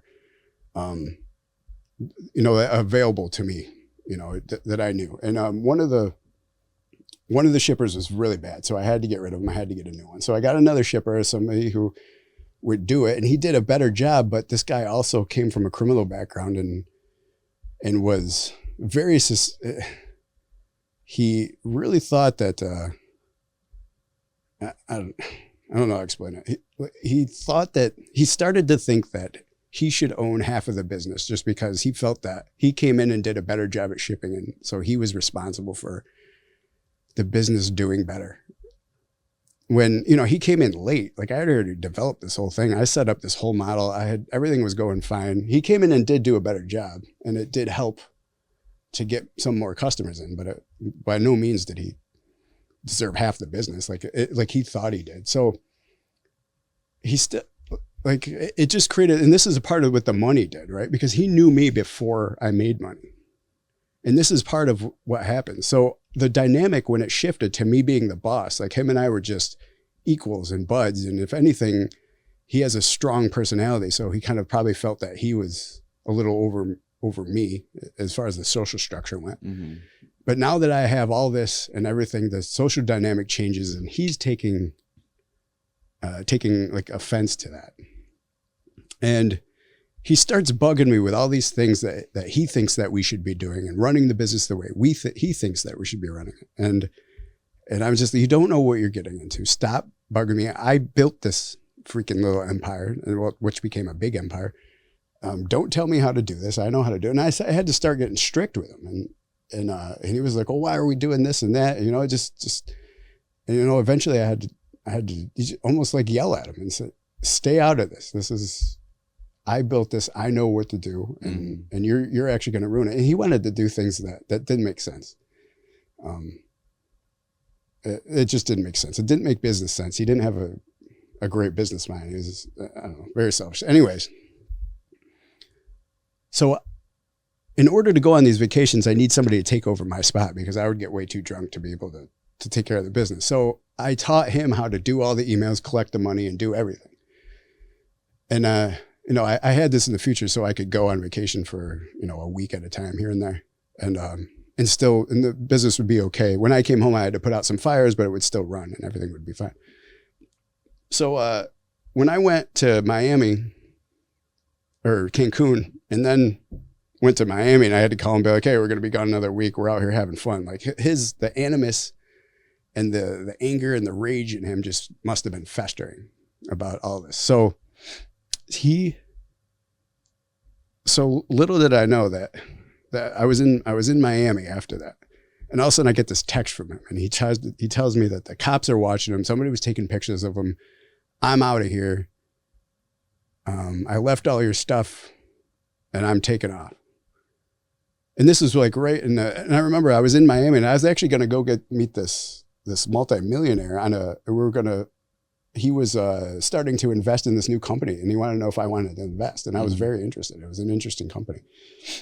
And so I was like looking at going and putting $100,000 into this thing. And I was just going to go meet this guy when this text came in, and it just screwed up my whole world because my shipper's gone. And my guy, now the business is just, nobody's helming it. It's done. So I'm like, holy shit, I got to get home. I had to cancel this meeting. I think I left the next day. I got a flight like a couple days early and left the next day, and went home trying to figure out, and he just doesn't answer me, or he took off. So what I found out is he had actually been planning this, and he never even answered another email, and he just collected all the money that was coming in. So he took off with like, I don't know, $50,000 or $60,000, and he just left, and he just took off. So I got home and I had this crisis. Like all these people were starting to be like, "Hey, it's been 2 weeks. I haven't got my money or my order. Like what's going on?" Blah, blah, blah. So I had to get back to everybody. Like, I got everybody what they ordered, and I sent everybody some free stuff too. But I had to I had to get the old shipper back, who was terrible. but we had to work back, and all these people were angry, and it was started to adversely affect the business, and I had to put that back together. But that was a crisis. So, but at first we think that the cops were watching him, when in reality I found out pretty quickly that he made that all up just as a way to escape without thinking that he was just straight up robbing me. Right. So he just made all that up. Nobody was watching him. And the other thing is, one of my chemists went with him. Well, he didn't go with him, but he scared one of my chemists into thinking that there was cops watching. And the chemist actually took off out of the area too. And he was gone. So I'm down a shipper and a chemist. And, the business was going great before that. So it was a massive crisis and a lesson against, I don't know. I realized a lot of mistakes I made with being too candid with this shipper and hiring somebody that you knew before. And when that dynamic changes, it just causes problems. So it's almost better to hire new people and start on the new social structure, the new. Yeah. I know what you mean. But that was big. That was the first massive crisis. And there was a part of me that thought it was over right there. There was actually a big part of me. I thought we were done because at first I thought the cops had been taking pictures of him. And we didn't send anything to anybody for like a month because it took me a couple of weeks to figure out he was lying. And then we opened the business back up. So everybody was pissed. And I was like, listen, we're going to get everybody back. I gained everybody's trust back. I got everybody's stuff. I sent them free stuff. So everybody was taken care of. And I had to overload my other chemists and get new chemists. But yeah, that was one of the major crises. So then, so now we'll go back to the end. So I get back from Vegas. I'm hungover. I'm sitting there, and this is when I had my penthouse and overlooking Manhattan. And at 5 o'clock in the morning, there's this pounding on the door. And I wake up, and my girlfriend wakes up, and I was like, is somebody really knocking on the door? She's like, I don't know. So she gets up, and she starts walking out there, and I get up, and I'm just kind of groggy, and I'm still hungover, and I'm like, I put some clothes on. And she already went out there, and I go out there. Then sure enough, I hear pounding on the door again. And now I'm getting angry because who's pounding on my door at 5 a.m? I'm not, I'm going to go talk to this person and make sure they know, don't come pounding at my door at 5 a.m. in the morning. So now I'm getting mad. So now I go out there, and she was at the door, and she walks back without opening it and says, I can't see, they're blocking the peephole. And I'm like, what? I'm like, so now I race for the door. Like, oh, I'm going to go figure this out real quick. Boom. I open the door, and there's like 15 people with bulletproof vests on and guns pointed at my head. And the first guy is that post office, that federal post office workers. And he just puts his hand on the door like that. And he just goes, okay. And that okay was like both to his team behind him that, because we were nonviolent. I don't have any guns or anything, nothing like that. Everything's okay in here. He was kind of saying it to them, but he was also saying it to me. Okay, this is done. It's over. We got you. And so they just come in. They put my girlfriend and me, handcuff us, and put us on our stools. And one of the ladies asked me, do you know why we're here? I said, I have no idea why you're here. I knew why they were there. And I didn't even go to prison that night. I went and I got released.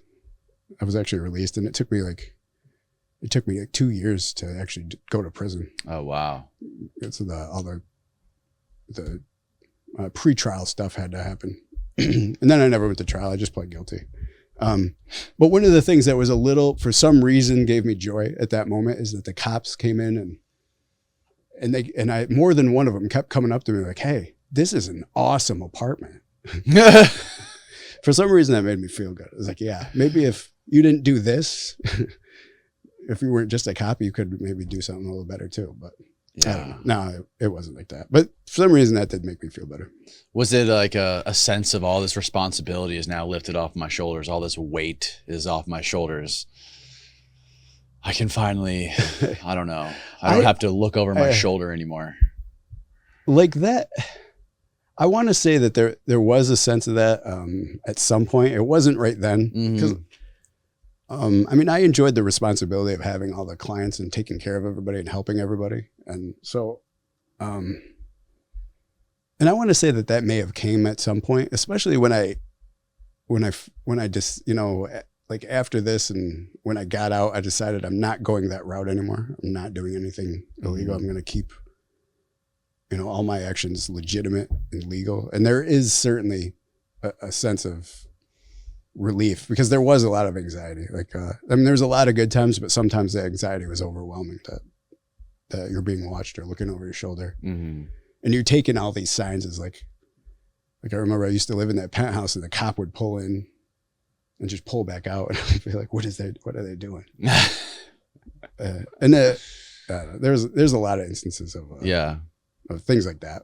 And with my employees too, like I would get calls in the middle of the night, like, hey, there's a cop parked across the street. I'm like, how do cops do that? So I know that sometimes they just park on the road. I don't know. They were setting that up for a long time. No, I don't think that was anything. I think it was just coincidence. But everybody sees something in the mundane or the normal things. How long did you do in prison in total after that? I was sentenced to 6.5 years.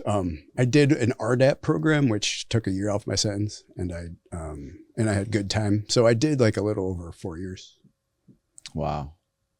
A lot of people that I have in here say that that prison helped them, and if they could go back, they wouldn't change anything. They're like, I would have done the same thing over again. Like doing that, having all that time to self-reflect really helped me and like turned me into who I am, and it made me a better person.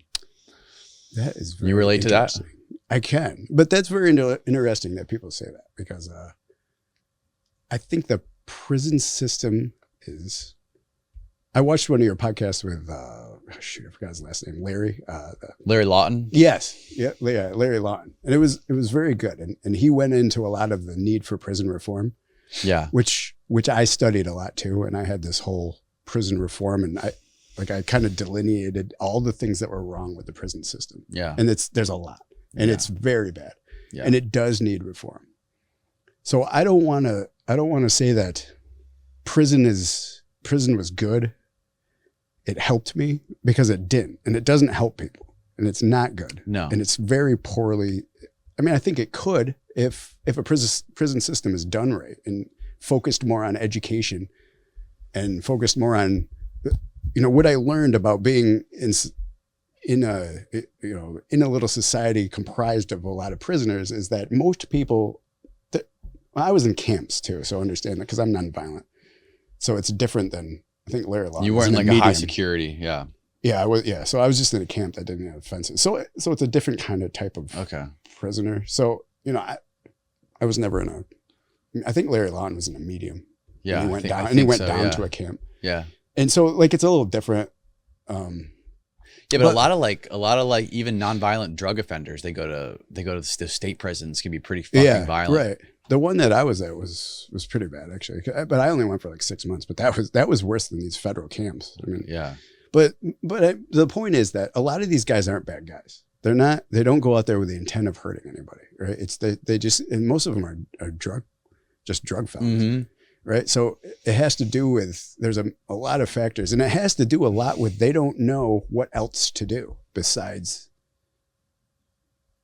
the only way they knew to make money was to sell drugs. That's what their entire family was about. That's all they saw. That's all they learned.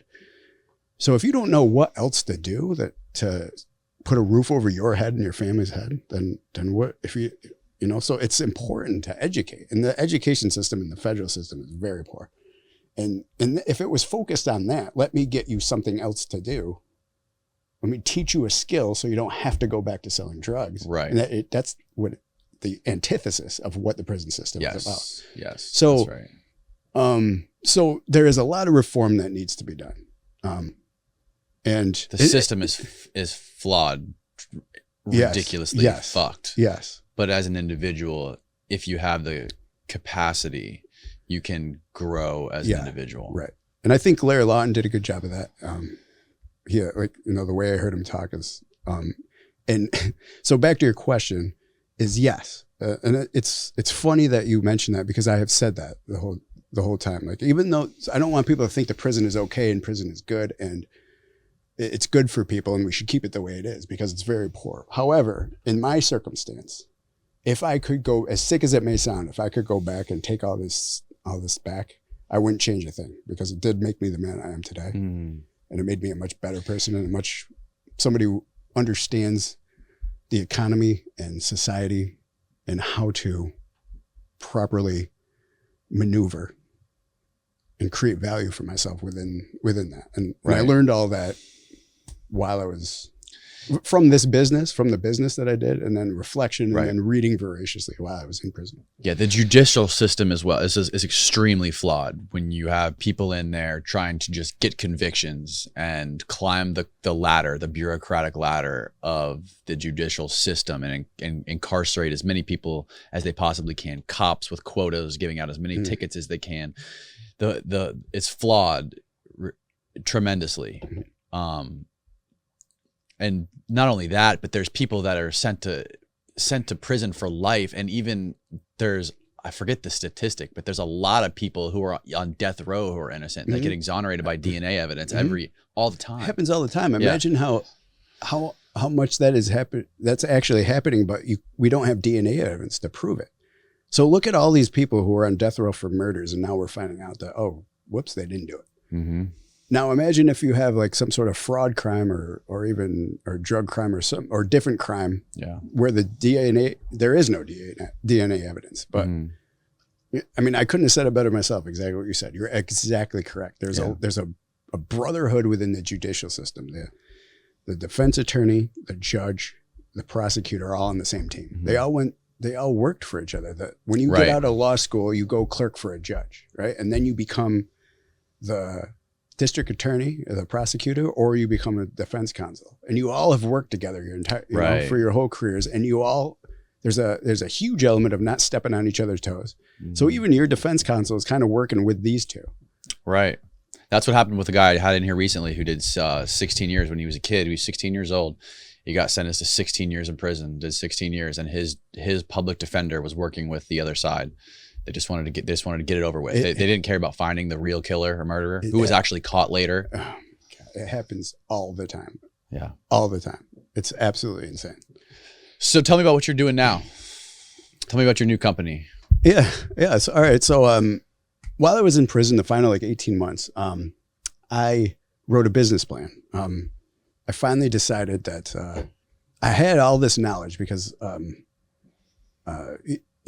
this whole time, I was answering probably 500 emails a day. And a lot of that was guiding people, giving them advice and guiding people through the use of all these hormones. So from prison? No, this was during the commission of my crime. Okay. All right. So, so I would look at blood work. People would be like, I want to do this, or I'm feeling a little bit of this. I would look at their blood work real quick, look at pictures of them and say, okay, I think you should try this. I just became an expert at fine tuning these things. Diagnosing the perfect cocktail for them. That's exactly correct. And I aggregated a lot of empirical evidence as well. I've seeing all this stuff, seeing all this information, watching it develop. There's a ton of empirical evidence, and more than so much so that we're talking about hundreds of people every day for, I think the whole empire lasted for 5 years, a little over 5 years. We were talking 20,000 people or more, right? So that's more empirical data, more experience than any endocrinologist or urologist in the country. These are the people who are supposed to be dealing with hormones, right? And especially with the medical community. The medical community is, there's a stigma about hormones, testosterone. So they don't deal with it a lot. They don't prescribe it a lot because they don't, it's just stigmatized. And I dealt with it a lot. So I dealt with it more. I have more experience than almost anybody in the entire country. There's no way that you could have treated the amount of people that I did, or at least guided the people and seen all the evidence that I have. So I turned this into a business plan. The ironic thing is that the bodybuilding, the black market community is light years ahead of the medical community when it comes to understanding all the derivatives and how they can be utilized with testosterone to really fine tune the way people look and feel, and really mitigate any potential side effects. And, you know, as I said, like really get people to look how they want to look and feel how they want to feel. Right. So, and nobody, the medical community doesn't understand them. I understand these. I've used, you know, compounds such as nandrolone or oxandrolone a lot with people to really fine tune and really, and these are less anabolic, less androgenic than testosterone alone. So they have less side effects. They're, you know, and some, they lead to, you know, potentially less potential problems. Mm-hmm. And none of the medical community will use them just because they don't understand them, not because they aren't effective. So I bring all this expertise in. So now I've decided to start a TRT clinic. We're called hormonesforme.com,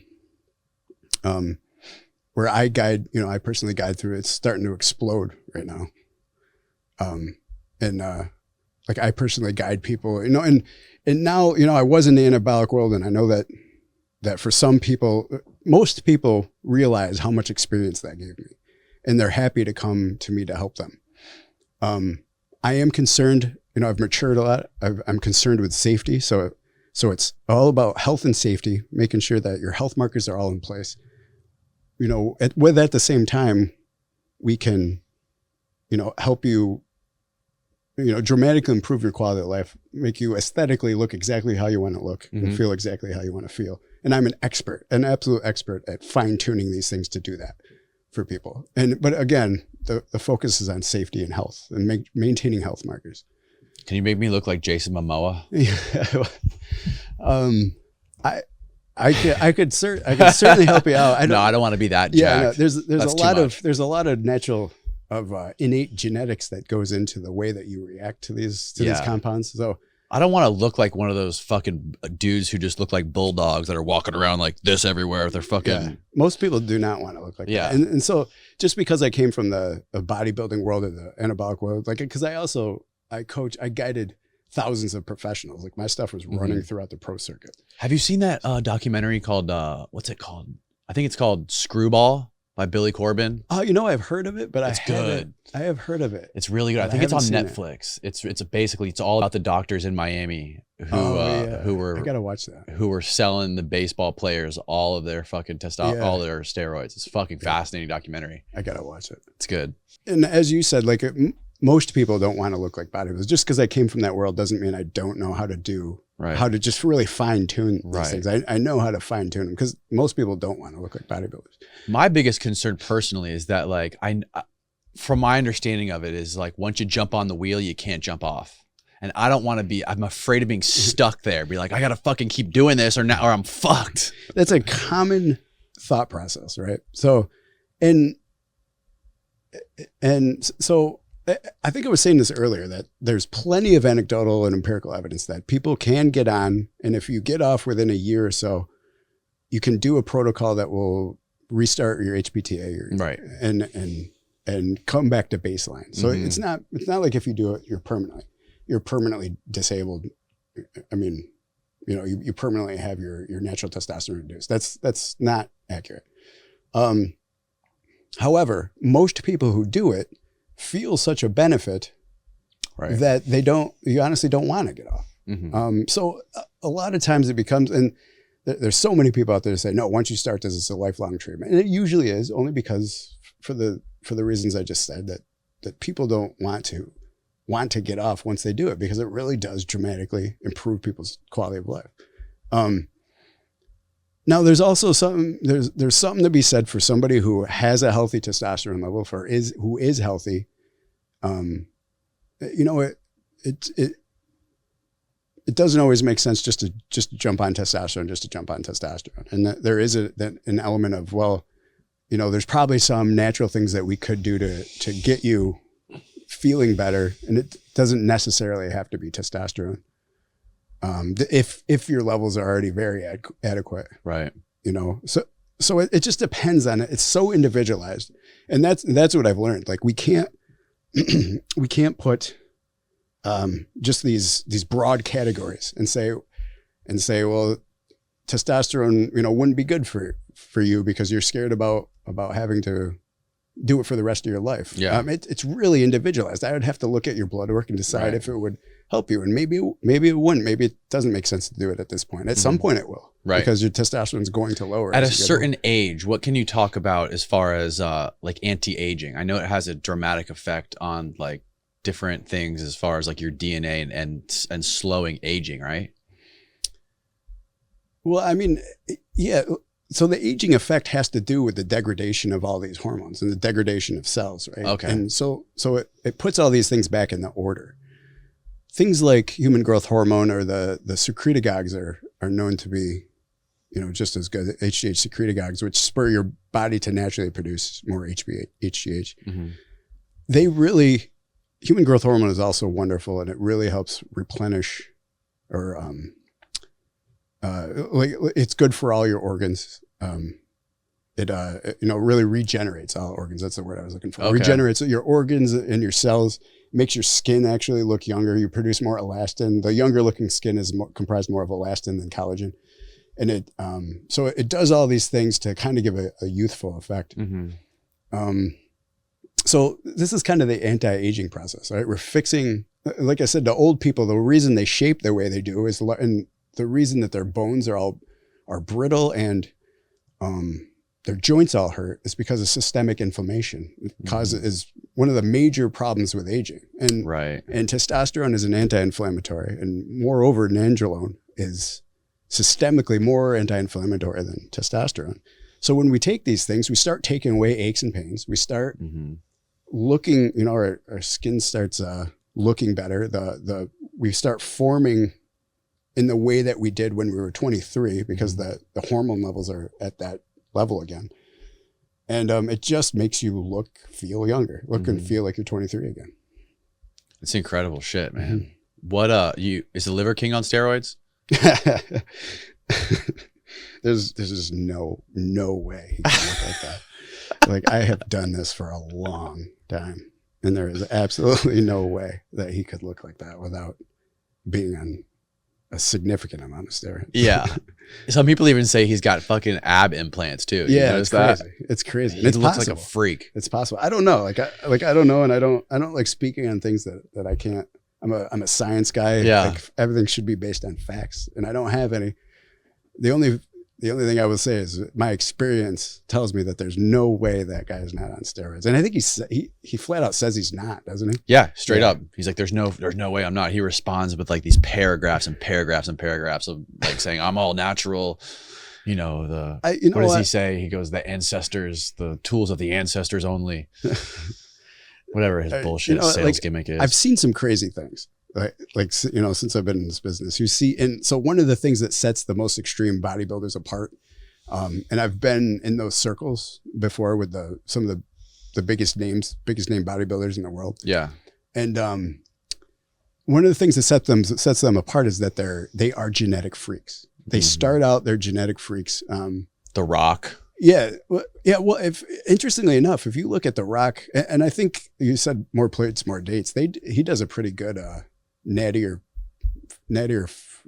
what is it? Natty or I don't know. I forget what he says. But yeah. But so, and he does a pretty good one on The Rock, but it shows him in different movies, and you can tell when he's not on steroids and when he is. It's very obvious. Really? Yeah. And if you pick out the movies, like Walking Tall, right? He was actually pretty small, and he wasn't very defined and very big. And so you think he would take time off of it? Yes. And then go back? But a movie before that, he was just monsters. Oh, wow. And then he'd go down. Right. And now it's been a long time. Like, he's like Pain and Gain. Like, I mean, he was just a freaking monster. He's still a fucking monster. Yeah, and right he's still now. a beast. Yeah. So you can almost think, I mean, this is just off the top of my head. But you can almost feel like he was a wrestler, right? So he had to do some steroids to play that role. When he got in the movies, he wanted to try to be the good guy and get off all this stuff and do it. But then he couldn't play the roles that he wanted to play because he really shrank a lot. Like, he's not big in Walking Tall. I think there's one more. One.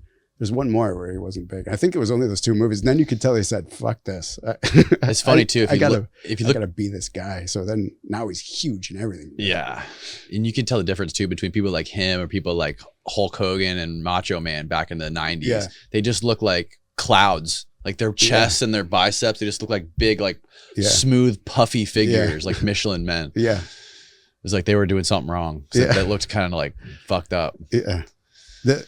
There's a lot more education than there was at that time. So like everybody was shooting in the dark in the 80s and stuff. Everybody was kind of shooting in the dark. Yeah. But now there's a ton of education. There's a ton of empirical evidence. There's a ton of studies that have been done. So it's a different time. Well, Ryan, thank you so much for doing this, bro. What a fascinating conversation this was. I really appreciate it, dude. That was fun. Could I do one more thing about, so I do have a book out. If yes, tell everyone about it. Everyone listening and watching. So I have, along with my business, hormonesforme.com, which is doing really well and will take care of you better than anybody else in the industry. I have like a book that you can see. It's just on the internet, Amazon, or a platform called Fiction8.me. It's not Kindle though, but it is Amazon. It's called Amazon Kindle Vela. So what it is it's these chapterized, these serialized chapters, so you can just read it chapter by chapter. So it's not like a finished book yet, but I just keep going on where I go into detail about the story. But so if you go on and you Google memoirs of a steroid kingpin, it will come right up.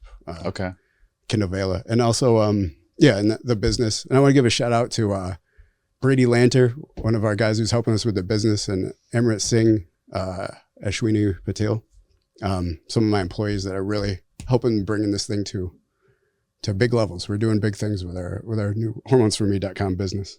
That's amazing, man. It's fascinating. I definitely want to learn more about it. And I think it's cool as shit that this happened through Reddit. Told you about coming on here. Yeah, people on Reddit. Yeah, I just went and posted my the beginnings of my story on Reddit, just trying to see what happened. I embraced the story. So and immediately a lot of people just said, you should go on Koncrete. I said, what's that? So I went and checked it out, and I started watching episodes, and I really love what you do. That's you do so a funny, fantastic job of really aggregating some of the most interesting people in the entire world. And I'm really getting their stories out. Well, you're one of them, man. I appreciate you coming down here, dude. Yeah, thank you very much. And I thank you again for inviting me. And this was fun.